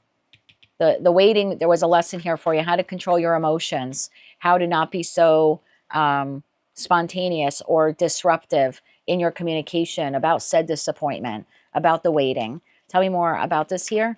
The Seven of Swords here for Pisces. Sun, Moon, and Rising. One more shuffle. Thank you. Seven of Swords clarified by King of Cups. Wow, King of Cups to the King of Cups. That was exactly the lesson here. Three of Swords and the Eight of Cups. That was your lesson here. Bottom of deck, Two of Cups. I don't know who this person is to you in this Two of Cup energy. Are they a soul contract? They are. They were a karmic soul contract. This individual is not intended, or wasn't intended when that contract was created by the universe, for them to stay in your life for the duration forever in your life. Their whole purpose of staying in your life, whether it was for 5 minutes, 5 days, 5 years, etc., their whole purpose was to teach you how to control your emotions in the face of disappointment, in the face of heartbreak, how to control the way you express that heartbreak, how to keep your emotions in check, how to not let a heartbreaking situation sabotage the type of person you are. You ever have an argument with someone and you're so angry, because anger comes from pain, right? It's a poor way that we express our pain, and you're so angry because you're so hurt, right? And you've built up all of this resentment over what the person said, and you say things that you probably would never say if you were in your right mind, right? But it's just in that moment we act out of anger and we say things we shouldn't have said. And then you look back on it and you're like, oh God, I can't believe I said that. And even though the person did something terrible to you that made you feel that way, there's that more reasonable side of you is like, maybe I need to apologize, even though I'm not going to accept that person in their life, and I'm not condoning what they did to me or what they said to me or even how they made me feel. But as a good human, I need to acknowledge that what I did was wrong, or I acted out of character. So that's the feeling that I get here, is whatever you were waiting for or left you emotionally depressed or sad or at an emotional loss or like in the face of rejection, that person, as hard as that was, Three of Swords, was a good effing lesson. It was a hard lesson. But the lesson was how can Pisces remain emotionally balanced, like in control of their emotions, as well as the expression of their emotions in the face of pain and heartbreak and rejection. If you've learned this lesson, and for some of you, you're learning the lesson this week, I almost want to say within the next 2 weeks, because I got a full moon here. So that full moon in Scorpio is on the 12th, May 12th. The energy is going to be with us for a good week afterwards. So in the next 2 weeks, if you find yourselves in this type of situation, your homework assignment, should you choose to take it, is to be very emotionally balanced in both how you feel and in your verbal expression of how you feel towards this person. There's something here about walking away, Eight of Cups, with dignity and class and emotional balance. That was this person's lesson. Once you learn this lesson, you're on to the new. Now you're going to communicate in a different way. Page of Swords, like you learned the lesson, so now you're starting over. Karmic justice here. So I don't know what this has been for you or what it will be this week for you, but your lesson here is to remain cool as a cucumber through it, reserved. And this could be in a work situation. I don't know how this will play out for all of you. It's a collective reading. It could be at work where your boss says something humiliating. And yeah, do you want to just turn around and say, excuse me, what did you just say to me? F you, I quit. There's something here of, this is a lesson, how to remain emotionally composed and emotionally mature in our expression of our pain. That doesn't mean to eat it. That doesn't mean not to say anything. That doesn't mean not to have boundaries. That doesn't mean you're condoning that person's behavior. It means that you are not stooping to their level when it comes to how you're going to express to them how they made you feel. It's doing it in a very, you can tell someone, I didn't appreciate what you said to me yesterday, or I invited you to go to ABC, and I would have appreciated you telling me no, as opposed to leaving me waiting for 3 or 4 days for you to get back to me. That is a lot different than, you mother effer, I invited you, or I've given blood, sweat, and tears to this company, and you don't appreciate, right? And you throw your hands up and you quit. That's not being emotionally balanced. So the lesson here is to be, again, not saying you condone what this person or these people or this entity has done to you or how they made you feel. It's not saying your feelings are irrelevant or that you should not express the disappointment that you're experiencing, but you don't need to do anything. The lesson here, and I'm going to be honest with you, if you don't learn this lesson, this is going to keep happening. It'll be the same lesson in different people and different situations. And every time you act out of a place of pain, which look, I'm not faulting you. I just did it last Thursday with my person. So clearly it's a lesson I still have to learn. So I'm not sitting here like some holier than thou person, but I have to relay the message that I'm receiving for you. And right now the Piscean collective is being tested by some act here of rejection or emotional disappointment. And the lesson in that is how to respond to it in a emotionally balanced way. That's the crux of the lesson here. Tell me more about justice and about this new path. Tell me about this Fool to the Page of Swords to Justice. Because yeah, if you don't learn this lesson and you mother F this person, or you send, 3 paragraphs of whatever, it'll just happen again.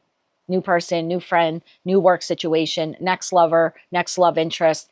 And you're going to be like, wow, I just keep meeting all of these a-holes. You're meeting the same lesson because you haven't learned the lesson. Example, I woke up this morning feeling exhausted, right? I did like 15 hours of readings yesterday, felt emotionally drained, and woke up today very energized. I'm like, oh my God, I'm going to be on YouTube live tonight. It's like my first time, ever being on YouTube live. And if you didn't see the post that I'm making, I will be live on YouTube tonight between 8 p.m. and 10 p.m. Eastern Standard Time. You go to my website, thetimelinetarot.com, for more information. I didn't say that to plug the event tonight. I swear to God. I'm just saying this to let you know that in the course of my day of preparing for stuff and trying to recover from all the readings and everything that I did the day prior, I had a friend who was just like really talking out from a place of pain. She's not a Pisces, but it was clear she has other stuff going on in her life. She's kind of like all dumping it on me. And I could have reacted in a lot of different ways. Now, I chose silence. Probably not good on my part, right? I should have been able to express myself in an emotionally balanced way, but I didn't. And I knew in that moment that I couldn't do it because I was so overwhelmed with everything going on here at my house and work, and now gearing up for YouTube. And I had to catch up on all of my readings for the week, which this one is coming out, a day late. And for that, I apologize. But there was something here that I had to maintain emotional composure in the face of that emotional disappointment that I was experiencing from her. Because I thought, wow, she's one of my closest friends, and she's not recognizing the overwhelming burden I have on me, even though I've expressed it to her repeatedly. And she's dumping all of this stuff and being really hard on me and really like pointing out character flaws of mine, which may or may not exist. I'm not going to deny, I'm not going to deny that I'm, that I have flaws. Obviously I do, but it was like wrong timing. But that's because it was coming from a place of pain for her. So she was not emotionally expressing herself well. And I chose to remain emotionally balanced. I should have communicated something to her, but I just didn't have time, to be quite honest. Maybe I'll do that tomorrow. But there was something like that here for me also recently with everything I have going on. So it could be something like that too, where you have someone just dumping a lot of weight on you for stuff that has nothing to do with you. And you could turn around and mother F them like I wanted to do earlier today. But there's something here about not doing that and learning that lesson. So let's see where we're going with this. Queen of Swords. Yeah. Learning the lesson and being very discerning, right? The Queen of Swords is a queen of brevity, which clearly I don't have in your reading today, so I apologize. But it is a queen of few words. So there is something here about being able to be emotionally balanced when communicating to this person who disappointed you. That's your lesson, my darling. You're becoming the Queen/King of Swords. Tell me more about justice here, this new beginning for Pisces. One more shuffle, please, Anne. Thank you. Page of Cups. Again, the new. Four of Swords, you've now healed a wound within you. 10 of Swords, you healed the wound within you. So Ace of Wands, new beginning. So that was a lesson you had to learn, my love. Okay? How to communicate, small way, brevity, page. Instead of this big emotional outburst of how dare you do that to me, or how dare you keep me waiting. Very balanced, very cool, very calm, very grounded. And you've learned that lesson, and now you've healed that lesson, and you can move on to the new. You will never have to repeat that lesson again. You will have other Four of Cup moments in your life, and maybe even worse, okay? But you will never respond to them the way you responded to them before. You've now learned a new way to emotionally communicate, and to do so in a way that's effective and not destructive to yourself, the connection, or that other person. Bravo to you. So that's your homework assignment. Something either just happened or is about to happen. Very important for you to remain cool and calm in the face of this emotional disappointment. So your tarot card for the week, your lesson for the week, my love, King of Cups, best one out of all 12, because this talks about clearing karma, clearing this karmic lesson, and like once and for all. So very powerful message here for Pisces. What situation, environment, or connection in your life requires balanced emotions and careful observation? It's the one you're currently dealing with. That is what I have for you, my darling, for the week of May 4th, 2025. If you like this message, it resonates with you, you want to claim all or part of it, please be sure to click like, share, and subscribe. And until I read for you again, I'm wishing you light, love, and peace. Well, there you have it, everyone. Your tarot card for the week of May 4th, 2025 for all signs, and your 3 placements of Sun, Moon, and Rising. And now the bottom of the deck, quick little collective reading for everyone watching. 2 of Cups. Are you ready to commit to someone or something that you love? What a beautiful way to end this reading. So remember, that's not what's coming towards you. What's coming towards you, what you don't see coming, is that other reading that I did the other day, and that's posted already, what you don't see coming. The tarot card of the week reading is more or less about self-growth, doing some soul searching, some introspection, how to become a better version of ourselves, maybe something that we overlooked, or a lesson like Pisces for this week, how to learn, or like the Gemini lesson, seeing something from a different perspective. So let's see what this is all about. There was a lesson here, or is a lesson in a connection in your life. Are you ready to commit to someone or something that you love? Tell me more about this for the collective, all signs, all placements, week of May 4th, 2025. I feel like it's time for the collective to open their heart to love. Bottom of the deck, 10 of Swords. After a difficult ending or a difficult lesson. Tell me more about this for the collective. All signs, all placements. One more shuffle now, please, and thank you. First card out, Page of Wands. We all learned a valuable lesson from that connection, whether it's currently in our life or it has departed. The Sun. The Moon. Wow. The 7 of Pentacles. Wow. Bottom of the deck, 8 of Cups. We can now walk away from that lesson and now walk towards the 9 of Cups. 4 of Swords. Son of a bitch. Oh, I hope I don't get demonetized. I just said walk away from the 8 of Cups. Now we can walk towards the 9 of Cups. I like this. The Star, 8 of Pentacles, 10 of Cups. You cannot make this up. Okay, so you have a connect. Take it how it resonates to you. For some, you have a connection in your life that you had some kind of tower moment in recently. Star card, okay? There was a lesson there that you had to learn. Whether you're going to stay in that connection or move on from it, it's important that you really review what transpired so you don't repeat that lesson again. Whether, again, you're staying in that connection or you're moving on from it. And by connection, it could be professional, it could be platonic, it could be romantic, or a combination of any of them, okay? But there was something here that we all had to learn. But there's a need here to look a little closer through the magnifying glass. What was that experience trying to teach me? Whether it was an argument, a fight, the severing of a connection, total disconnection, or a temporary disconnection while we cooled off, we come back together again. It's different for all of you. I'm reading for so many of you. But whatever that tower moment was that you recently had, look a little closer at it. It had a purpose. And I don't know how to word this. I don't want to get anyone mad at me. Maybe you reacted poorly. I'm not putting it on you, what happened. But maybe it's like conflict resolution skills that you have to work on. Instead of lashing out, like let's say you have an argument with your boyfriend, or they say something, and it could be girlfriend. I'm not picking on one gender or anything like that, one type of person. But let's say you had an argument, and again, they might be 100% in the wrong. I don't know your individual story, but if you really looked at it carefully, you might be thinking now, or you should be thinking, okay, I'm not condoning what they just did or said to me, but I could have responded better.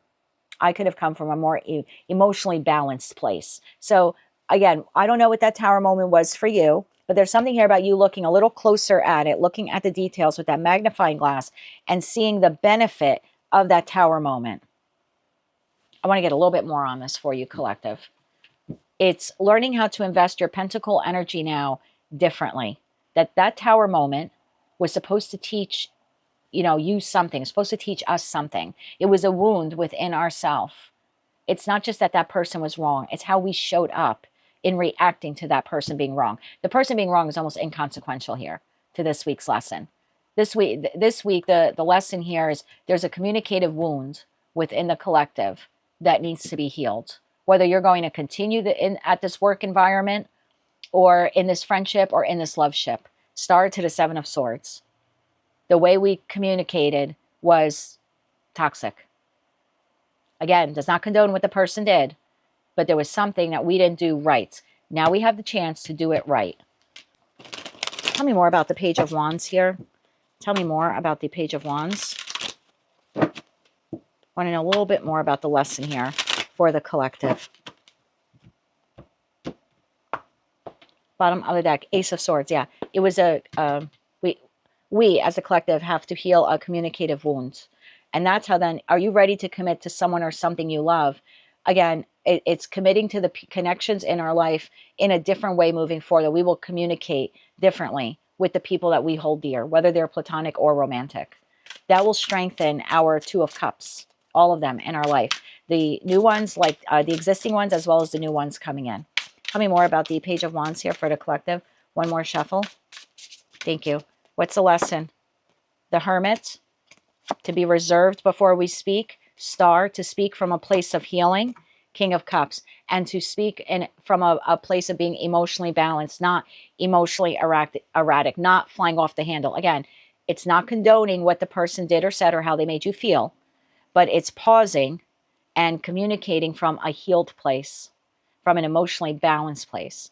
You can tell someone that they hurt you without breaking things and screaming things and slamming doors and threatening or whatever, because things can escalate, right? When you're angry and resentment starts to build, things can escalate.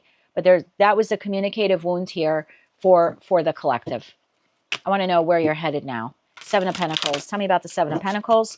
These are now you can plant new seeds, these new connections. Like I feel like I'm going to say we, because I'm definitely part of this collective as well, this message. So it's almost like now we can plant seeds for healthier connections, or even the connections we have, we can nurture them better now because we've learned how to communicate in a healthier, more balanced way. Tell me about the Seven of Pentacles here for the collective. All signs, all placements, please. Yeah, like no longer flying off the handle. Bottom of the deck, the Queen of Swords. Speaking with clarity and brevity. No longer sending 6 paragraphs of text to someone who upset us or emotionally, disappointed us. It's being able to communicate that with a shorter text message, a more concise, a more clear, less emotionally radical response. Tell me more about the Seven of Pentacles here for the collective. Whoever that person was that taught you this lesson, thank them, whether you're keeping them in your life or not, because that was a good effing teacher. You'll never respond that way again. Tell me more about this. One more shuffle here, please, and thank you. And again, it's only for those of us who want to learn this. Queen of Wands, the Emperor, and the Lovers, because it's a choice. At the end of the day, it's a choice we make. Five of Swords at the bottom of the deck. We can speak words that wound others, or we can speak words that heal others. We can speak words that wound a struggling connection further, or we could speak words that heal a struggling connection so it can come back together. And even if we choose to 8 of Cups, walk away from the job or the situation, the environment, the connection, we can do it more gracefully in this Queen of Wands to the Emperor energy. It's a very graceful departure, as opposed to the wrecking ball of a tower that, and again, maybe the old you would have thought to yourself, that's the way to do it. You hurt me, I hurt you. But I feel like what the collective is learning, or at least has the ability here to learn, is you hurt me, I'm going to show you grace. I'm going to show you grace. And again, I can convey how you made me feel while not reacting to you the way you spoke to me, or by not treating you the way you treated me. And yes, that will strengthen our current connections and the new connections that are coming into our life. Wow. All right. Powerful lesson for those of you who recently had a tower moment when it came to something in regards to communication with another individual, something they said to you, or some way how they made you feel, where maybe in the past, like I said, you would have been explosive. You either recently learned, or you're learning this week, the lesson of responding in a very calm and emotionally balanced way. Bravo to you. Thank that person, even if not to their face. Thank the heavens for them. They taught you something really powerful. And again, it's your choice. You don't have to learn this lesson, but then you will be doomed to repeat it. But if you learn the lesson, then you have healthier, stronger connections in your future, because now you're showing up differently. You've leveled up. And in terms of communication, you have become an emperor or an empress because of this very hard lesson. That is what I have for you, collective. Deep. We went deep this week on this one. That's what I have for you for the week of May 4th, 2025. If you liked any of these messages, if any of them resonated with you, or you want to claim all or part of them, or maybe just found them to be helpful or even hopeful, please be sure to click like, share, and subscribe. I'm sorry for the noise. I have work being done on my house this week, so if you heard anything, I apologize. And until I read for all of you again, I'm wishing you a fantastic week, as well as light, love, and peace.